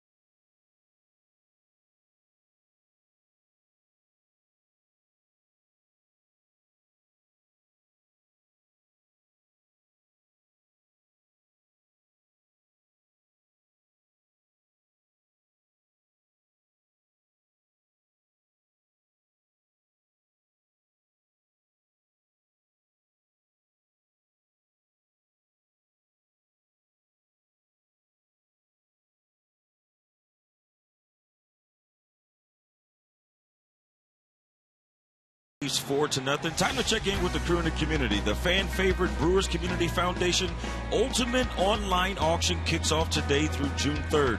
15 unique experiences will be offered online in support of the 2014 BCF Week. Some items include an owner's experience for you and 4 guests to watch your Brewers from Mark Antoniocio's exclusive front row seats, lunch with Brian Anderson and Bill Schroeder, plus 4 field level tickets to a game, Visit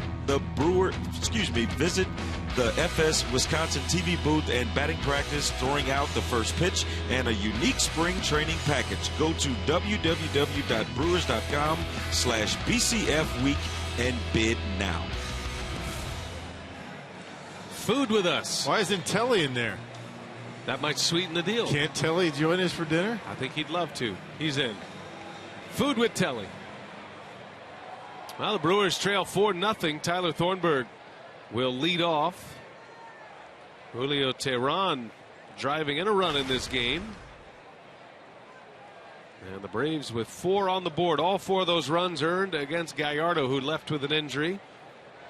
And we're hoping to get an update from the Brewers clubhouse shortly as Thornburg bats for the first time. As you notice on that BCF list, that the trip to the booth and the production truck, that's split up now. It used to be one big package. That used to be how we would sweeten the deal, but right now how are we going to do that now? We're kind of running out of things to sweeten the deal with. Although we just offered up Telly, so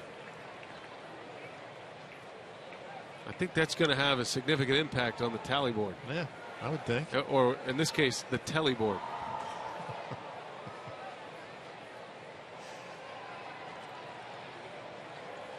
First at bat of the year for Thornburg. And he sends one deep to left field. That ball's way back there. Upton is there to make the catch. Tyler Thornburg. If only he was at Miller Park. Hit that one a ton. But the first out. All right, as promised earlier, we have the AT fan photo of the game. This is from Jason. And the poor girl down here, she kind of got cut off in the selfie. But Jason's in there. It's like a double date possibility there. WisFan photo is the hashtag. Just trying to read a little more into it. You know what I mean? Yeah. It's always fun that they're having a good time solving the puzzle of the fan photo. Right, trying to figure out what they're actually doing, right? Yeah. Where they're at. Sometimes you just add to the narrative. You know, you make up your own stuff. Yeah, why not? Yeah, they were having a good time. It was a birthday celebration. Always more fun in a group. A couple of beverages involved, perhaps. Mm-hmm. Potential candidates for food with us in the charity event. We put you on the air. We're expecting some donations. Here's the 0-2 to Gomez. 1-2 the count. We're going to have to come up with some things to sweeten the pot. I mean, they've kind of taken that away from us this year. You're good at that. You're creative. Yeah, I have to think about that for a minute. I'm not in a real creative mood right now. I have to be inspired. You know, you can't force creativity. Right.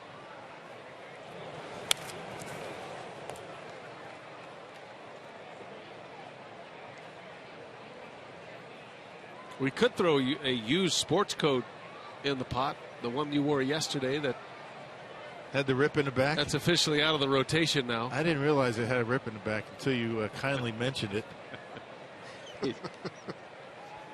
That coat must be shrinking. Your back is certainly not growing. It's not your fault. No. It was always tight on me. It's a little snug. 2-2. Gomez trying to get on top of the order here with 1 out, and Carlos swings and misses. Teheran strikes him out. 2 outs in the inning.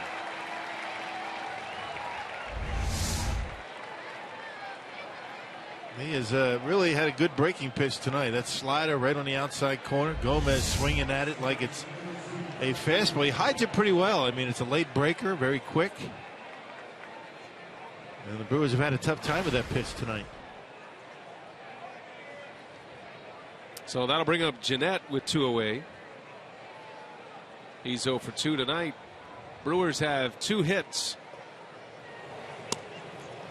A single from Gomez and a Lucroy double into right center. That led off the last inning. The Brewers stranded him there, though. Braves got 3 in the 3rd. They added 1 last inning in the 4th. Jeanette pulls one through the hole, a base hit. So there's a base runner for Braun as Jeanette with his first hit of the road trip. And we'll see if the Brewers can get it going. Yeah, good to see Scooter being able to get on top of a pitch this time. He's been flying out, popping up quite a bit. Sometimes that happens, you know, that back shoulder drops a little bit and you end up putting it up in the air. That time able to line it into center field.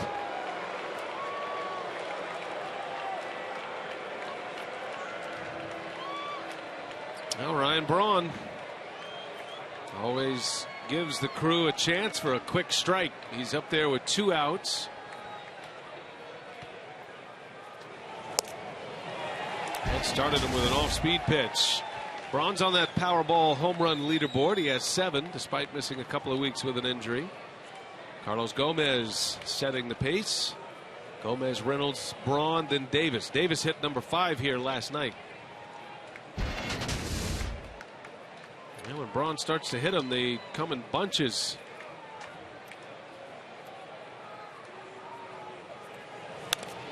Oh, and 2 now on Braun.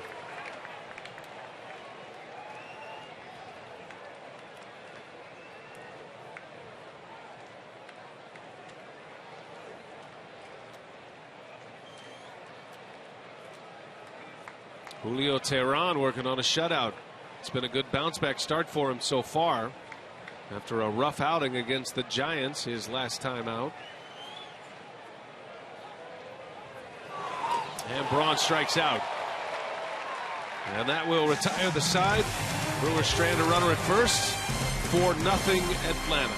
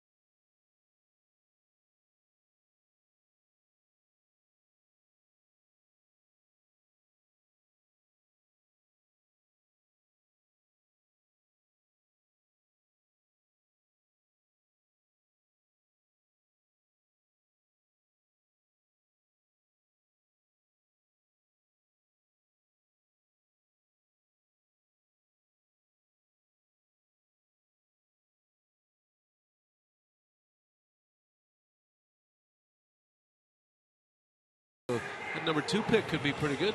Yeah, you did some basketball. Yes, I did. Any ideas who they might take? I don't know. I'm sorry I put you on the spot like that. Big question. Well, I don't know. I mean, there's a lot of guys. I think the first 5 or 6 picks are all going to be quality players. So the Bucks are in good shape in that regard. And you hope to catch lightning in a bottle with one of those draft picks.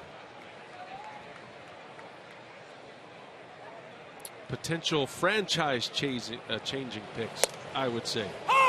As Thornburg deals strike 1. Some of the prospects, I think Joel Embiid, my opinion is he's going number 1. I don't know what Cleveland's needs are, but that would be my pick. That would mean Wiggins could end up in Milwaukee, which would be fantastic. What a player. Andrew Wiggins. from the University of Kansas, or Kansas University. I wish I could add something. I can't. It's okay. We don't need any basketball analysis from you right now, Rock. Your plate is full. Trying to figure out a way for the Brewers to come back and win this game. Yep, get something going. And it all starts with Tyler Thornburg keeping the Braves off the board for a while, and hopefully these bats start coming alive.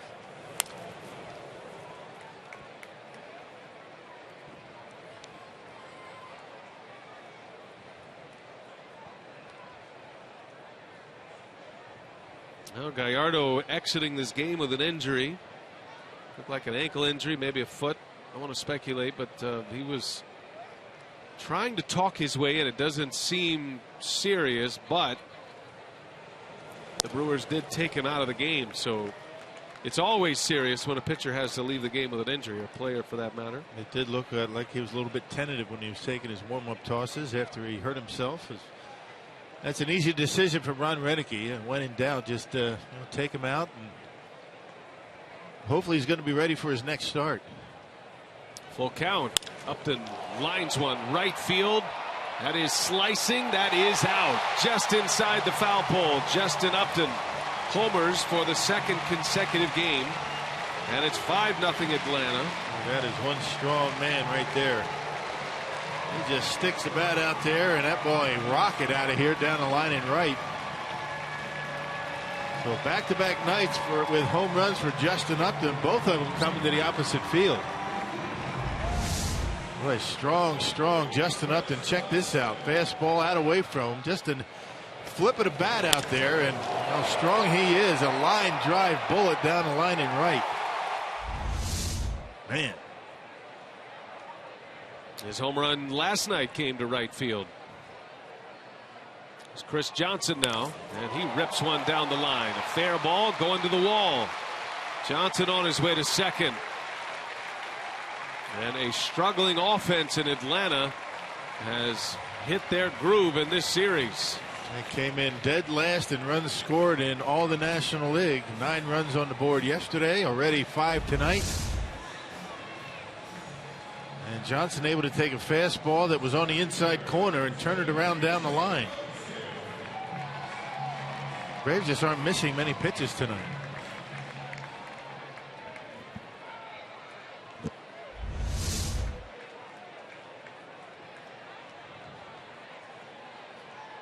Back-to-back hits. Johnson at second for B.J. Upton.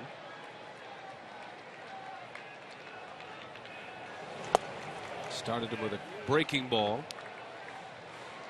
Thornburg came in for Gallardo. He struck out Hayward, then got Freeman with the bases loaded.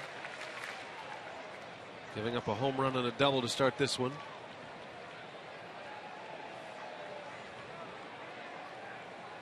Thornburg took a shot off the foot as well as B.J. Upton. A liner to center. Gomez makes the play. Johnson tags. The throw coming in. And the tag. And he is out at third. Goodness. What a throw by Carlos Gomez. Well, you're not going to see a throw any better than that. How about Gomez? Goodness gracious. What a throw. Probably one of the best throws I've ever seen. And I've seen Bo Jackson make throws from the outfield. Check this out. All the way on the line, right on the money, and able to get him at third base. Chris Johnson and out at third on a terrific play by Carlos Gomez. Wow. Now, Bo Jackson is a good call. That's what it reminded me of. There wasn't a better throwing arm ever than Bo Jackson. But that was about as good as it gets right there from Carlos Gomez. Ends up being a double play. Carlos Gomez. I'm sure Chris Johnson is on his way to third, thinking there'd be no way that he'd be thrown out in a spot like that. Gold Glove Award winner from a year ago, Gomez. And he put it right on the bag. From about midway out there in normal depth in center field, a line drive all the way to the bag and right on the bag.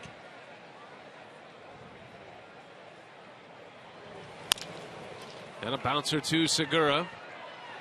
Segura will take care of Simmons, and Thornburg is out of the inning. Upton goes deep. Justin does, but a great throw from Gomez sets up the rest of the inning.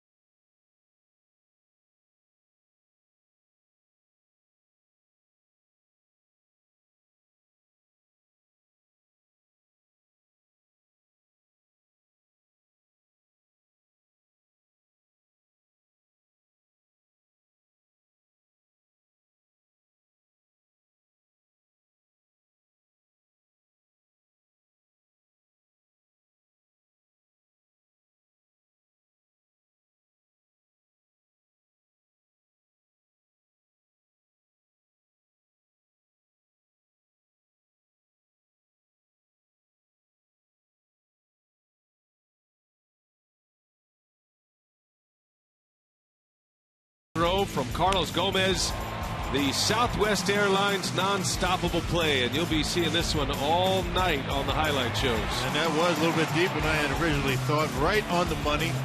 It doesn't get any better than that. And what a throw by Gomez. That's why, it's like this game is amazing. I mean, it's a 5-0 game, and the Brewers are kind of limping through the game offensively, and then you pull out a play like that. That's something to get you excited and maybe turn this thing around for the Brewers.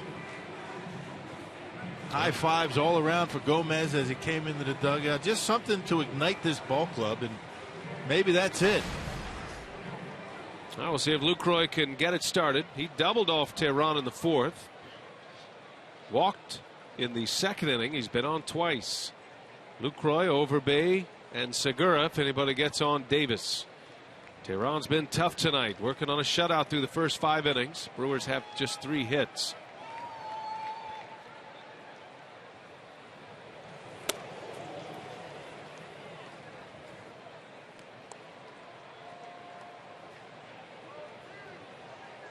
Jonathan Lucroy hoping this is an all-star season. And the way he's gotten out of the gates, he certainly deserves it at this point.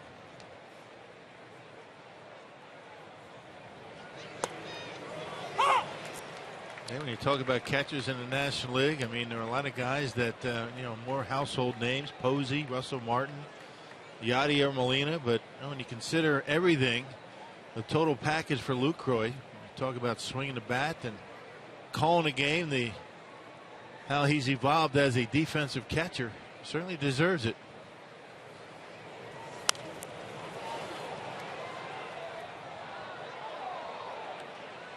Now Lucroy is among league leaders in doubles. He added one to it with a double to start the 4th inning. Started the day 7th in the league in doubles. He now has 14 two-baggers. At 280 last year, had a team leading 82 runs batted in. And Brewers boasting one of the best team earned run average in all of baseball. You got to give some credit to Lucroy and Maldonado for that. Catchers play a big part in calling a game and helping with that earned run average. They take that just as seriously as they do their at-bats.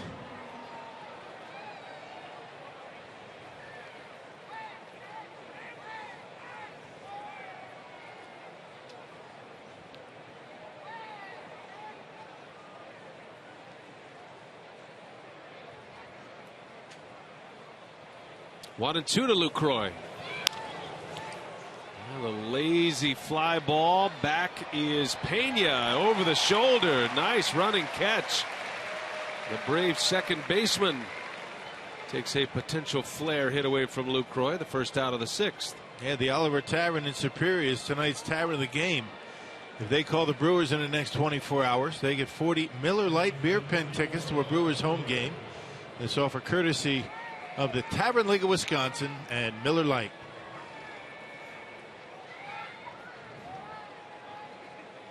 Here's Lyle Overbay.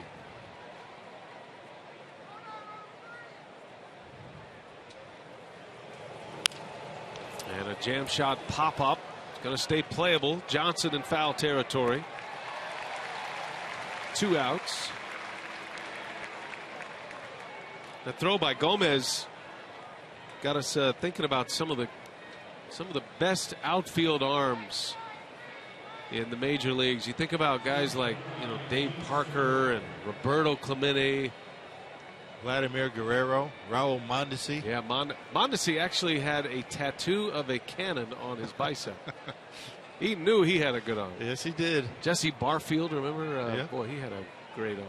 Blue Jays and Yankees. Segura fouls it back. Jay Bruce is considered to have a pretty good throwing arm in the outfield.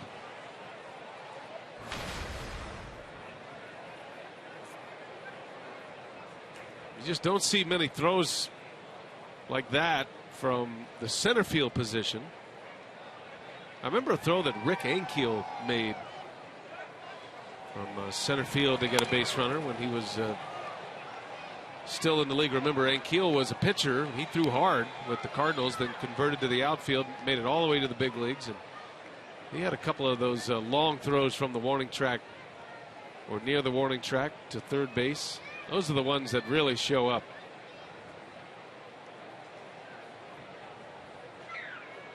But nobody had an arm like Bo Jackson. Yeah. Nobody. What an athlete. Yeah.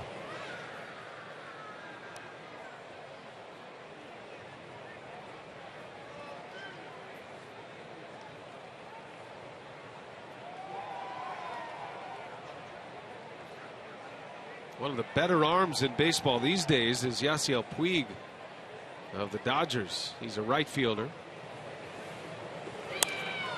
Little jam shot. And Tehran making it look easy tonight. 3 up and 3 down. He has 6 shutout in the books. 5-0 Atlanta.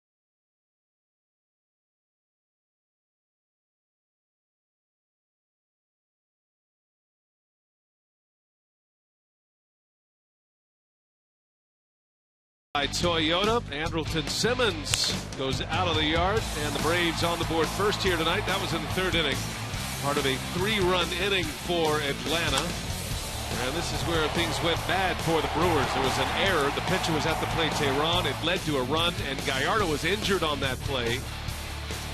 We've had a highlight, though. Carlos Gomez with one of the plays of the night. That could be the one on Fox Sports Live tonight. Best throw of the year, perhaps. There you see the line score as the Braves lead it 5-0. First ball swinging, Gerald Laird out to right. Braun is there for the out. One away for Thornburg, now working in his third inning. He came in to get the final 2 outs of the fourth. Yeah, we've seen some pretty good throws from the outfield in this series by the Brewers. Ryan Braun threw out a base runner trying to score last night from right field. Very strong, accurate throwing arm for Ryan Braun, and much the same for Carlos Gomez. Here's Tehran pitching a dandy here tonight. I was asking Joe Simpson, the terrific Braves TV analyst and a former big league outfielder, and a very good one at that, a defensive outfielder. I said, who's that throw remind you of, Joe? I said, yeah, other than me.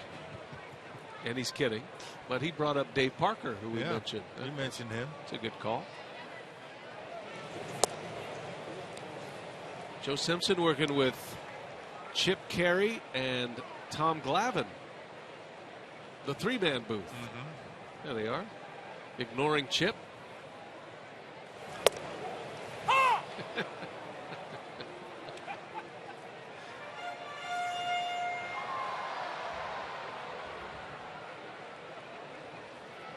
A great Brave, Tom Glavine. Joe and I usually spend time together in the playoffs. In the postseason, yeah. So, you guys are. He's my Bill Schroeder in the partners. In the postseason. Yeah, he's your big time partner. Always fun to catch up with the Braves announcers. You got a couple of Brewer ties over in that radio booth next door. Longtime radio man with the Brewers, Jim Powell, joined with Don Sutton, the Hall of Famer. Don was telling us a story today that his high school coach, I think he said we're going back to 63 here, 1963, his high school coach was trying to get Don to either Florida State or Florida, and the Florida coach said, I just don't think he can pitch in the SEC. That was the evaluation of a high school Don Sutton.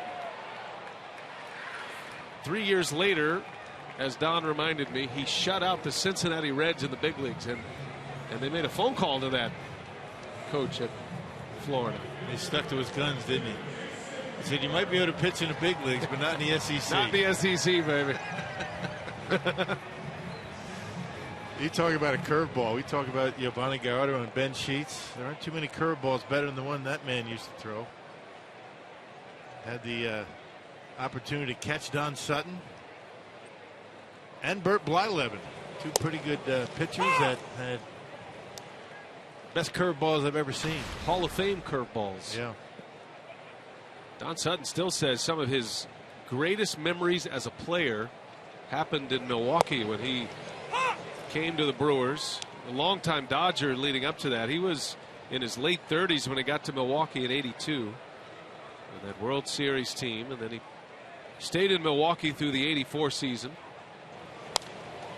What a career, and a career of longevity and success. 23 years in the big leagues. His ERA was around 3.2 lifetime. So why did it take him so long to get to the Hall of Fame? He and Bert Blyleven. Whereas Bert didn't have the 300 wins. Don Sutton won 324 games. We're going to see Bert in Minnesota. I don't think he's coming to Milwaukee. He told me he's not coming to Milwaukee. Oh, really? I mean, Hall of Famers, they get to dictate their schedule. They say when they want to work and when they don't. That's a good point. Well, we'll see him in Minnesota. Always fun to see Bert.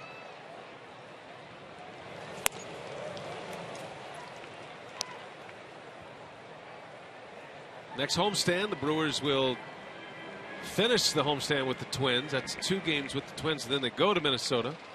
We'll see our old buddy Corey Provis there as well. Former Brewer radio man who followed Jim Powell in the radio booth. There's Hayward. Jeanette lays out, hustles his throw, not in time. Hayward beats it down the line. Good play by Jeanette, but Hayward too fast. And those long strides, he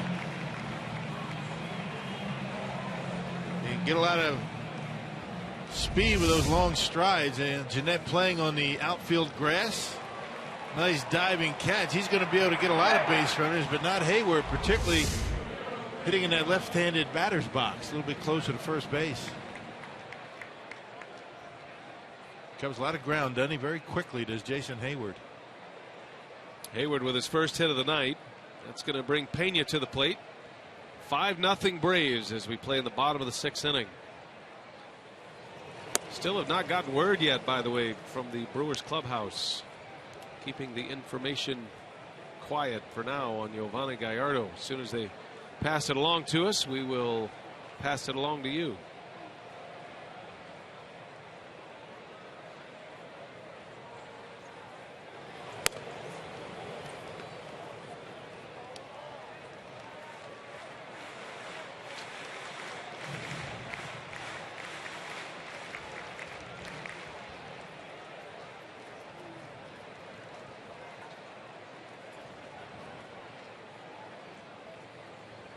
Two and nothing on Pena.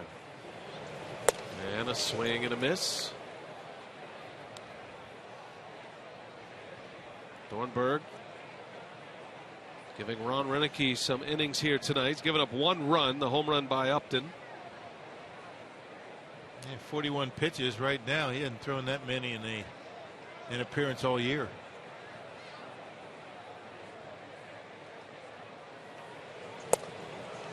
2-2. Fastball by him at 93.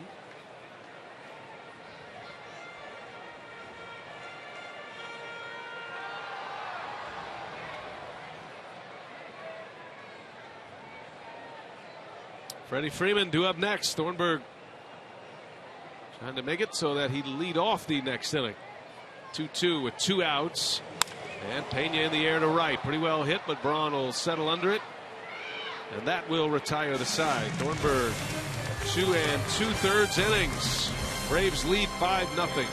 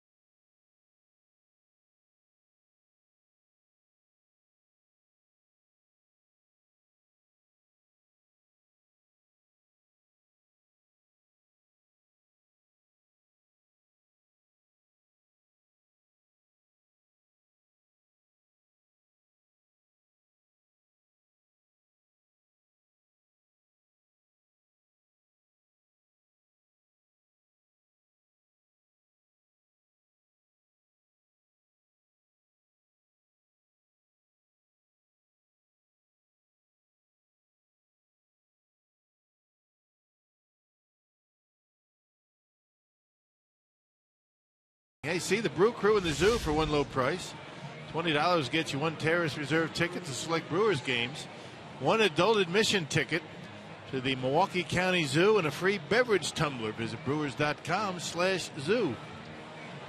Well, Rock, since we're taking a tour of the press box, how about we welcome Daryl Hamilton to the fray? He's filling in for Bob Uecker. Having a good time, isn't he? Joining Joe Block. Daryl always has a good time. I know. I was teammates with Daryl, you know. He is. There's Joe Block and Daryl Hamilton on the Brewers Radio Network. Ken Sommerfeld, look at him back there on the back bench. Steely-eyed producer, engineer. Had lunch with Hambone today and talking about things. Does a nice job on the MLB Network. Worked for Major League Baseball for a while. Having a good time with Joe. Well, we wish Uke the best. He is hanging out at home on a little bit of a sabbatical. He'll be back on the air when the Brewers get back to Miller Park. Miss him on the road. Not the same. The bus trips to the ballpark are not quite as funny. It's a little lame. We're kind of counting on you to pick up the slack in the humor. Not doing well. But you're not a good bus to the ballpark guy. That's kind of, you're in the zone at that time. You're locked in with your phone calls and your messaging situation. A lot of social media activity. You're tweeting a lot. No tweets. Sophia a bit upset with me this week. What's Sophia got to do with your tweeting? She's the social media director for the Fox Sports. Come on, you know that. Trying to get me in trouble. So it's good to have Hambone with us. And Craig Counsell's going to do some games. Jerry Augustine.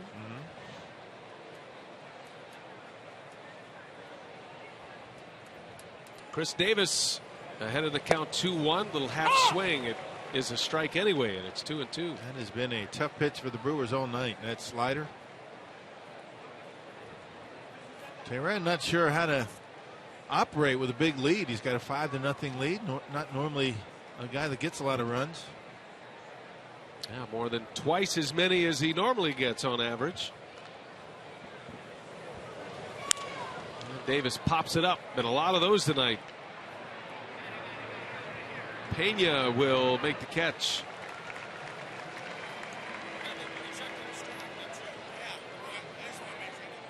So one away here in the 7th. Will Smith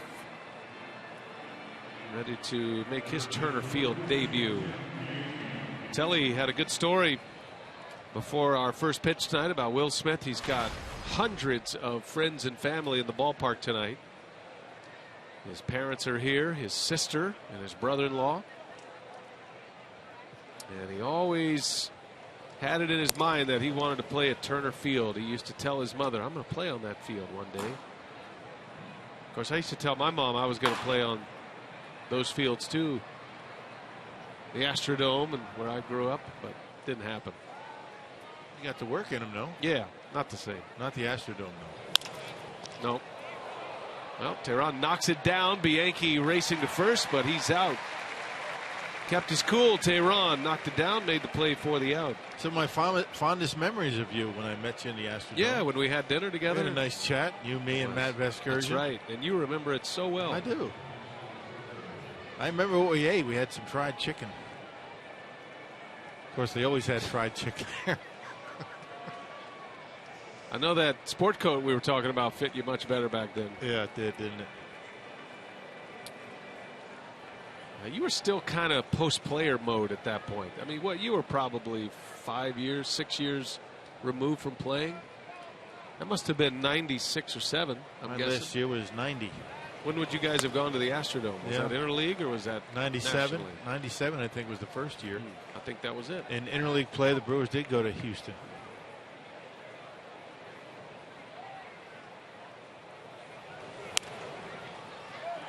You got to understand, though. I mean, that was one of Matt Vescursion's first years, and he was always dragging guys in the booth, showing off. Showing off. His minions. I just thought you were just one of the number of guys that he was, pulling out of the minor leagues, and I was. Look at you now, showing us what could have been. Now go back to the buses in the Texas League. Have fun. Those were good times. I remember that night we were there in the Astrodome, and I met you, and it had an impact on your life as well. But I remember Matt introduced me to Milo Hamilton, Hall of Fame broadcaster, as Thornburg is drilled. So Thornburg hit twice, once by a pitch and once by a batted ball off the bat of Freddie Freeman. Look how far off the plate he is, and able to turn. He looks like he knows what he's doing up there at the plate. Able to protect that elbow, and a glancing blow. Going to have some bruises after this game. Now Thornburg is on top of the order now, and Carlos Gomez. Yeah, Matt introduced me to Milo Hamilton. He said, Milo, this is Brian Anderson. He's the radio announcer for the San Antonio Missions in the Texas League. Thinking that if the Hall of Fame announcer, heard that I was kind of in the fraternity of announcers, that he would open up a little bit. And Milo said, "Well, better him than me."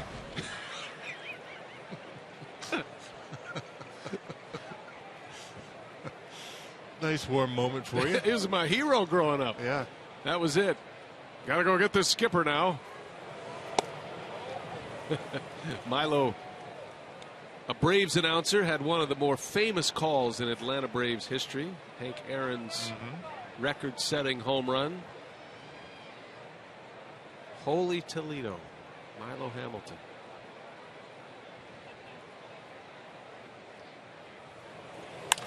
Gomez late lashes one into the seats. Wow, scary.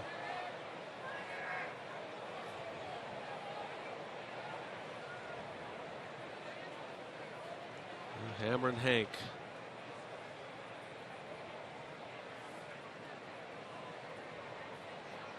Now they're looking into the stands. I think that got a fan, and I think there's a child there who got hit by that ball. The emergency crew down there to take him up. Hopefully he's all right. Yeah, what a tough, even when you're watching the game, to get out of the line, got out of the way of the line drive like that when it's in the seats, right over that dugout. You can see how it's affected Carlos Gomez. Boy, you hate to see that. Anybody, especially a kid. Well, they'll take them up. Every ballpark in the major leagues, and if you've been to Miller Park, you know this, they have an area, an emergency type area, a ward that you can take fans to. But let's hope the best for that young man. And particularly bad when you have a kid that age, back at home. So we'll redo it here. 1 ball, 2 strikes on Gomez. And down he goes on strikes. The inning is over. And Gomez passing word along with Laird to make sure that the child is all right.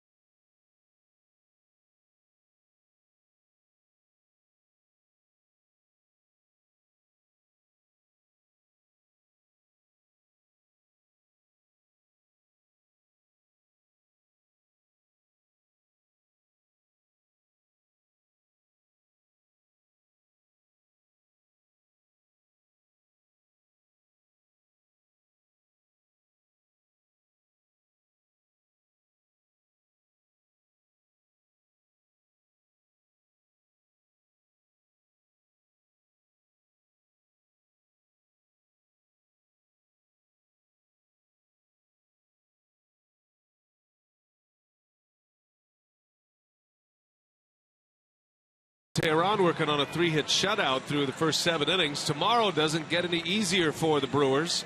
Irvin Santana, who is a late sign by Atlanta on the free agent market, he'll match up against Kyle Loesch, who was the last Brewer starter to win a game.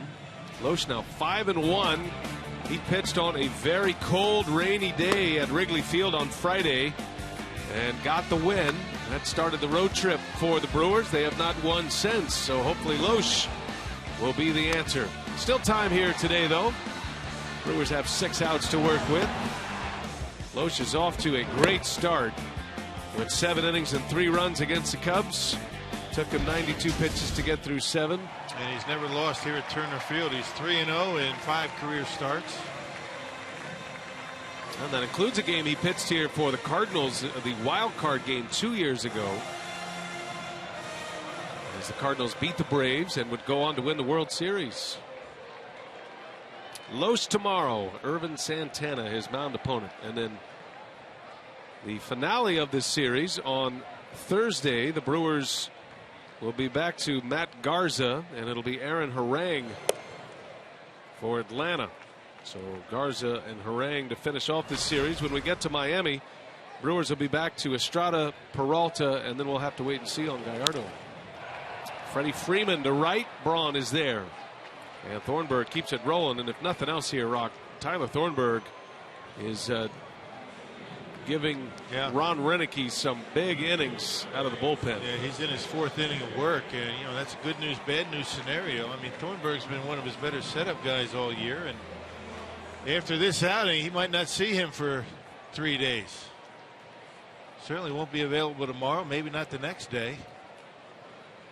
And then you're going to have to wait and see on Gallardo, and if Gallardo can't make his next start, we'll see. We haven't gotten word yet from the Brewers clubhouse. And if you're just joining us, Gallardo left with an injury in the 4th inning. But you would imagine that Thornburg would jump right into that spot in the rotation. The Brewers do have some good depth to call on in AAA. Mike Fiers is having a great year in AAA. Jimmy Nelson is pitching well. So there are options. High fly ball off the bat of Justin Upton, and Gomez for out number 2. Hey, J.J. Hardy returns to Miller Park Monday, May 26th through Wednesday, May 28th, as the Brewers square off against the Baltimore Orioles in a battle of interleague contenders. Tickets are available for as low as $9. Call 414-902-4000 or visit Brewers.com today. And your favorite series of the year coming up in at Miller Park. The two Chris Davises will be battling it out. We got to get a picture with them. Get a selfie with the 2 Chris Davises. That was nice of her. Look at her offering her popcorn. Look at him. Just keep it going, Grandpa. Pop up on the first pitch. And a 3-up, 3-down inning for Thornburg. Here we go. One more. Eat. Hey, eat it. One more.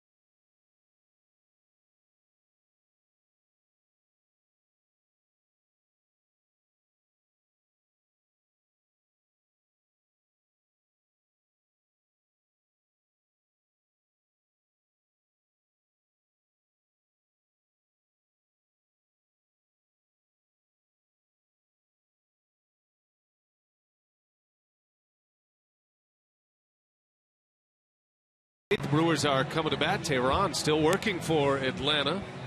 And not a whole lot going on for the Brewers offensively. Our Subway in-game box score.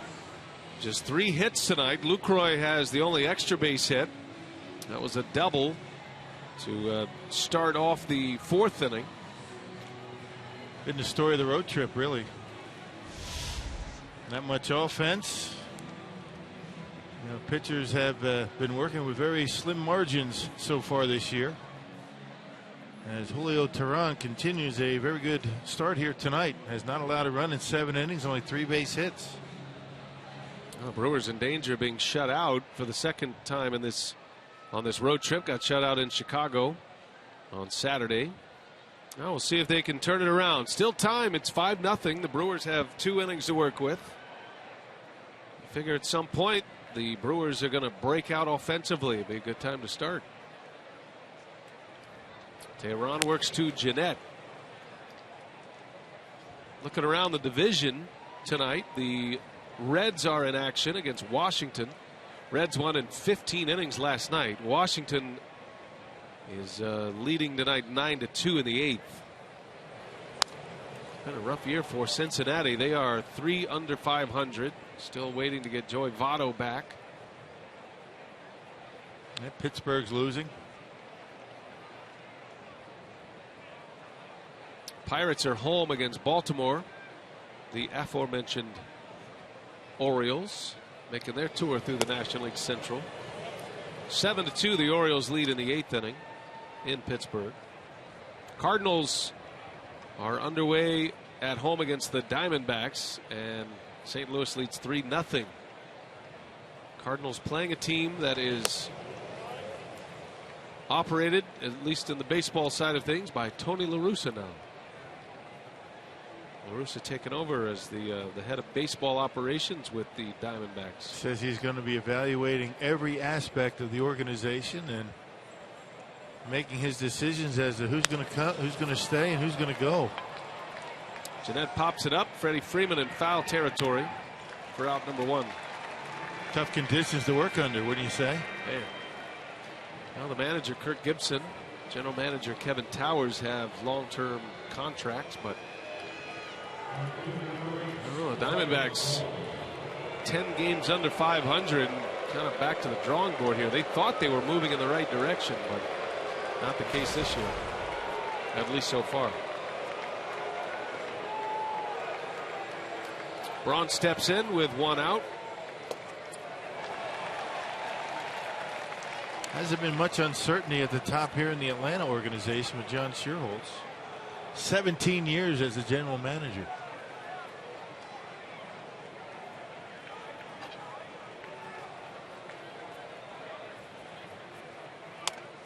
A bouncer back to the mound. Braun retired. 2 up, 2 down for Tehran. Well, he was 17 years as the Braves executive vice president and general manager.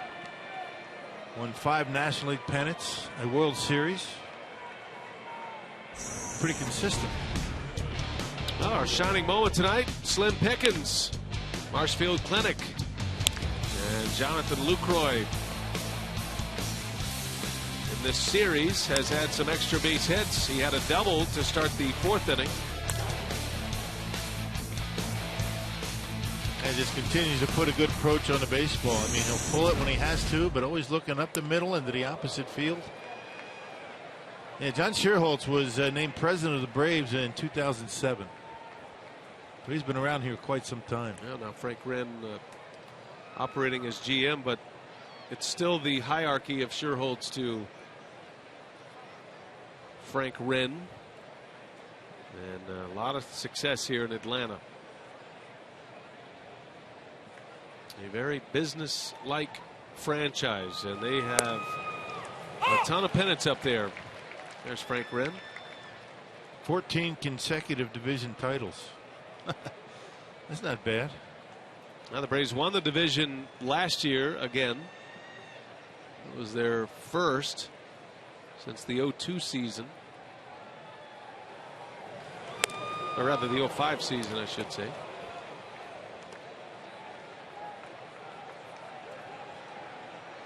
Yep, that was part of the 14 in a row right there. They dominated the National League East. Wild cards in 2010 and 2012, and then back as a division champ last year. There's Lucroy with another hit.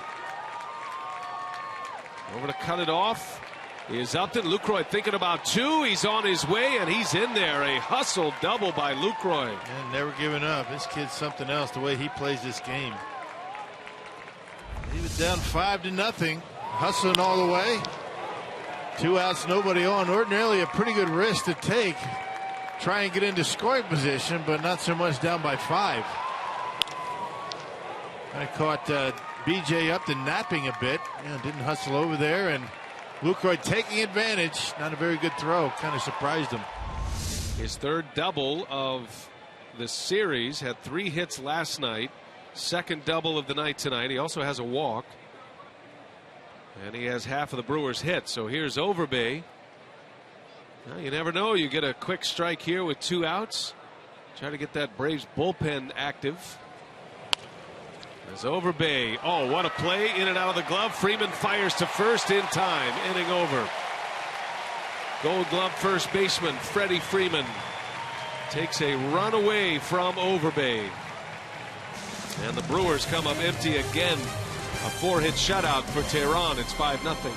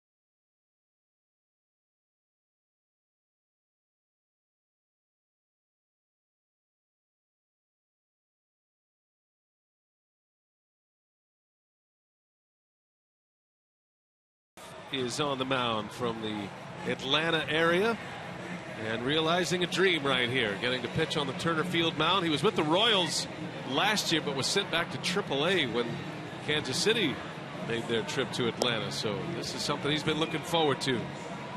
Yeah, terrific numbers for him. 24th appearance. It's been a while since Will has been in a ball game. On Friday against the Cubs, tossed a scoreless 8th inning at Wrigley Field. 30 strikeouts in 20 in the 3rd innings for Will Smith, a Georgia native. Great job by Tyler Thornburg tonight. Gallardo exited with an injury in the 4th inning. Thornburg picks up 3 2/3 innings, giving up 1 run. That was a home run by Justin Upton. Had a walk, a strikeout, 3 hits allowed. He threw 49 pitches tonight as Smith will try to work this bottom of the 8th, see if the Brewers can come up with some magic in the 9th. Yeah, 49 pitches, not too bad. That's pretty efficient for almost 4 innings of work.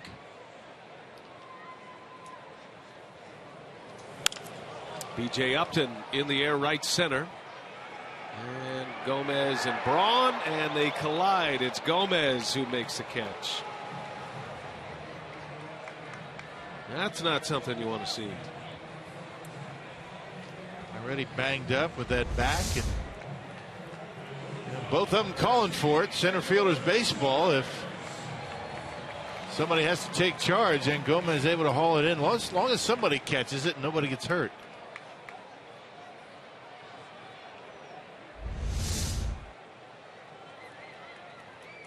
So 1 gone. And here is Simmons, who homered tonight, put the Braves on the board first. Talented young shortstop. Speaking of shortstops, Derek Jeter and the Yankees are at Wrigley Field tonight. Some great images coming out of Wrigley with the Yankees there. By the way, they gave Derek Jeter a number 2 from the hand-operated scoreboard in center field. So that's his gift. Segura. 2 outs. Yankees at the Cubs. Saw a cool picture of Derek Jeter with Ernie Banks tonight. It's got to be hard for Joe Girardi. You know, he knows fans want to see him. Came to Miller Park. Joe, the Yankee skipper, was very good about letting everybody know when he's going to play, when he's going to sit. But sometimes you don't want to tip your hand as a manager. He played 2 games at Miller Park. Right. Yeah. Yeah, when he sat the middle game. Middle right? game, yeah. Came back on Sunday for the ceremony. It's an amazing career. Yeah, Derek baseball's Jeter. going to miss Derek Jeter. He's been a great ambassador, face of baseball for a while, and all with the Yankees. Cubs lead the Yankees, by the way, 2-0. Jeter's in the lineup. He has a hit tonight. But the Cubs have a 2-0 lead over Tanaka. Jason Hamill's working on a shutout against New York. He threw a good game against the Brewers early this year. It's 84 degrees at Wrigley Field. What was it on Friday? 38.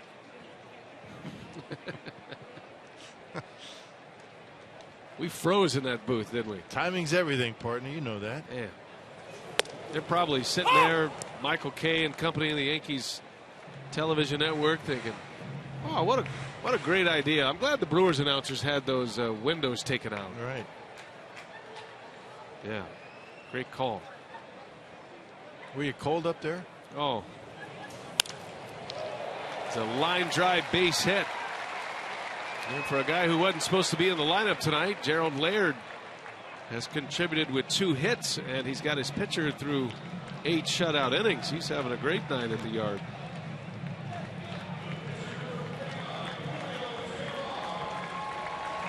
And Tehran's coming out to hit, so Freddie Gonzalez is going to give him a chance to go the distance here today. We'll see him in the 9th. Why not? He's working on a shutout on a 4-hitter. Tehran does have a shutout this year, a complete game against the Phillies. And he chipped in at the plate as well. Tehran had an RBI on a ground ball. That was the play that Gallardo was injured on. A chopper over Gallardo's head. He leaped in the air and came down awkwardly. Jeanette made an error on the play, but an RBI given to Tehran. Wow. How about that swing? That is one of the most awkward swings I have ever seen in a major league game. Yeah. That is a 1-foot back leg up pirouette.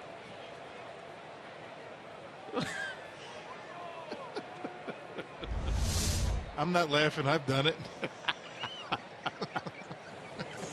Okay, there goes the foot again. Notice I'm not laughing. It's the swing and then it's the whoops. It's kind of a delayed reaction.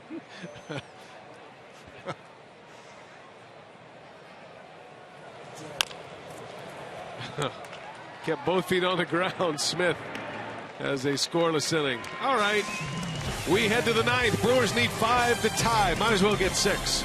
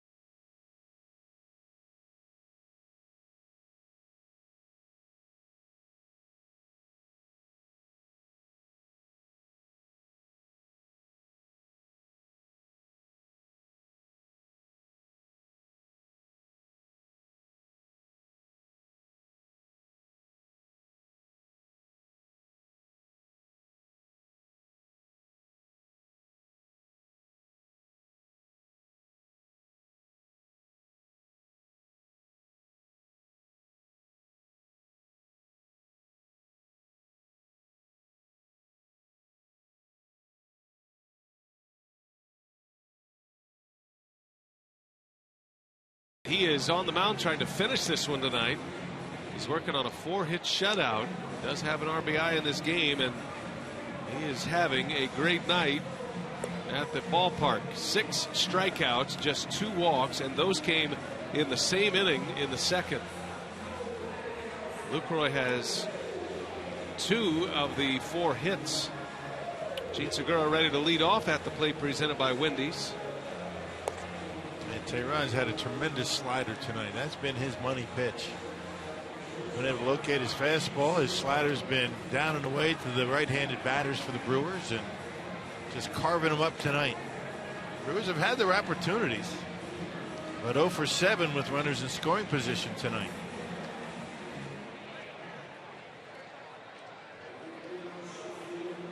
One career complete game, and that happened a little over a month ago. So Tehran goes to work. The Brewers trying to avoid being shut out tonight. Segura, Davis, and Bianchi to start it.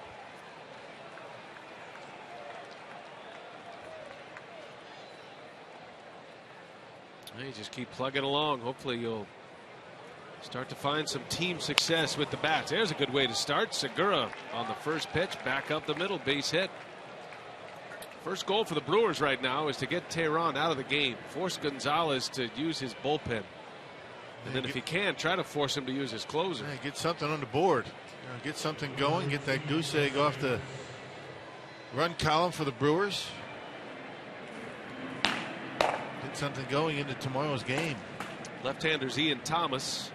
David Hale is the right-hander. We saw Hale last night.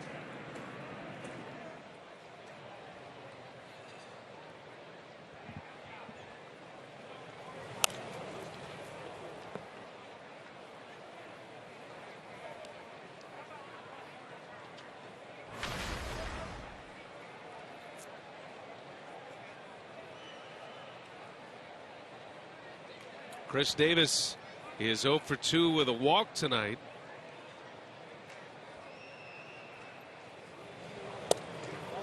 Now the Brewers bullpen able to clean this one up this evening with Gallardo out and a short start with an injury, leaving in the 4th inning. Thornburg does the heavy lifting to get it to Will Smith, who had a pretty light workload to get through the 8th inning. So he should be in good shape for tomorrow as well. Just 13 pitches for Smith. There's a liner to third, and Davis is out. Tough break. Been that kind of night. 1 out.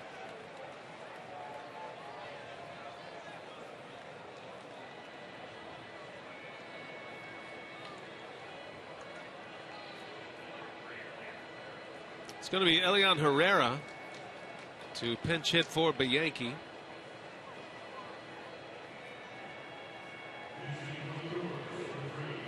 Herrera made a couple of starts at Wrigley Field in Chicago. Come off the bench the last 2 nights.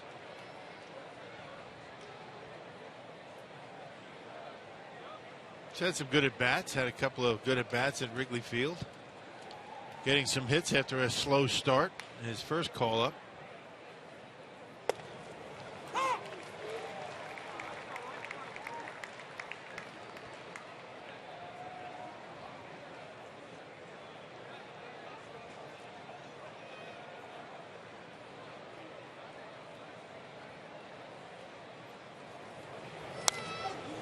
And 2 on Herrera.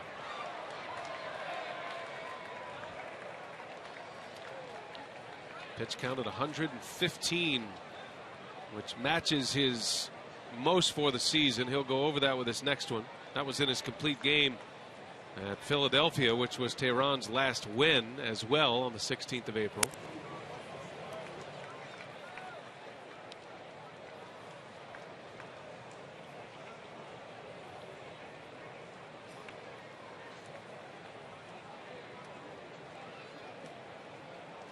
Well, the Braves hoping they have weathered the storm of a 7-game losing streak. Came out of that. Back up the middle. Herrera with a base hit. And Segura is on his way to third. And now the Brewers with runners at the corners. That'll get Freddie Gonzalez thinking a little. probably stick with Tehran as long as the shutout is on the board. So the Brewers a chance here to maybe get into that bullpen with Ricky Weeks coming up as a pinch hitter. Yeah, that pitch count's starting to climb, 117 pitches, and remember his very short start last time out. Got into the 80s, that was all he used, so he's probably got a little bit extra in the tank, 117 pitches, but the Brewers knocking on the door to get right back into this ball game.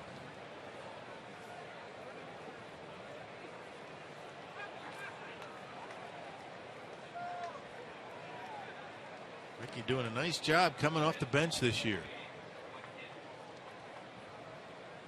Now Weeks as a pinch hitter is 6 for 17. Tell you what, if Ricky can get a hold of one here and send one to the seats, that makes it a 2-run game, and suddenly Atlanta's got to go to plan B in this 9th inning. Tehran trying to go the distance. Braves looking for a ground ball to turn 2. And Weeks to right, slicing, that'll be in the seats, and it's 0-2 on Ricky.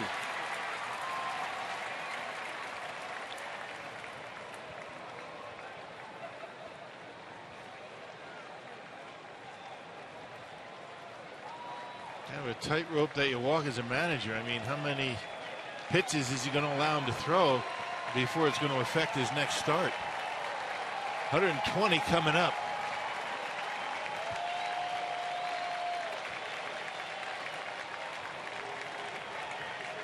The 0-2. Weeks able to lay off. Tough pitch.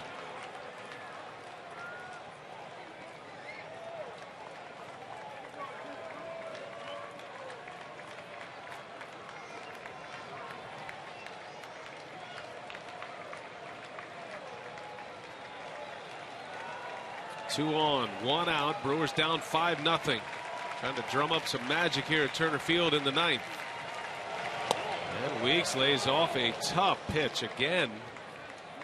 And that'll even it at 2-2. That has been a strikeout pitch for Tehran for the most part tonight. Yeah, the hard slider both out off the plate. Ricky able to hold up.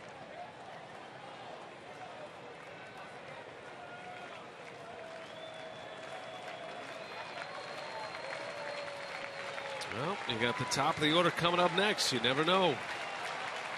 Big at bat. 2-2 pitch, and Weeks takes a ball. Wow. Close. 3-2 the count. Oh, he's looking for another slider, and Tehran threw a fastball right on the corner.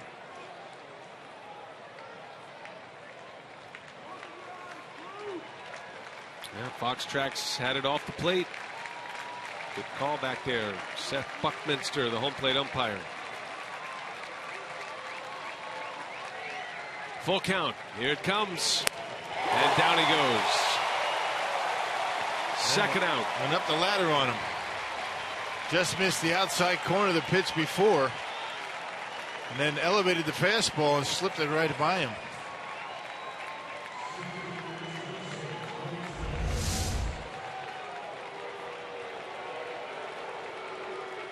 Yep, ball 4. Ricky swings at it.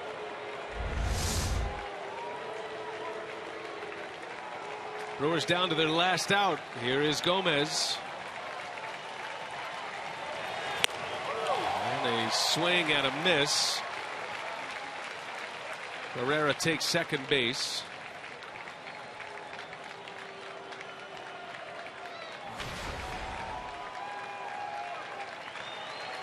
Second and third, a base hit will drive in a pair.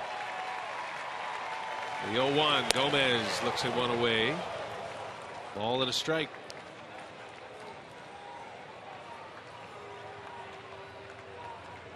Gomez has one of the 6 Brewers hits tonight, but he's also struck out 3 times. He's 1 for 4. Has the kind of pop to put the Brewers right back in this one. 1-2.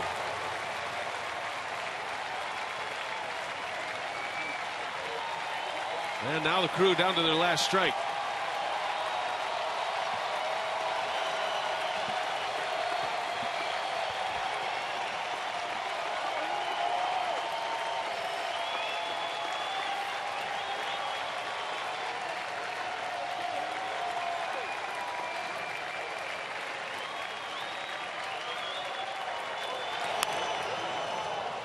Gomez chased one, but able to foul it off.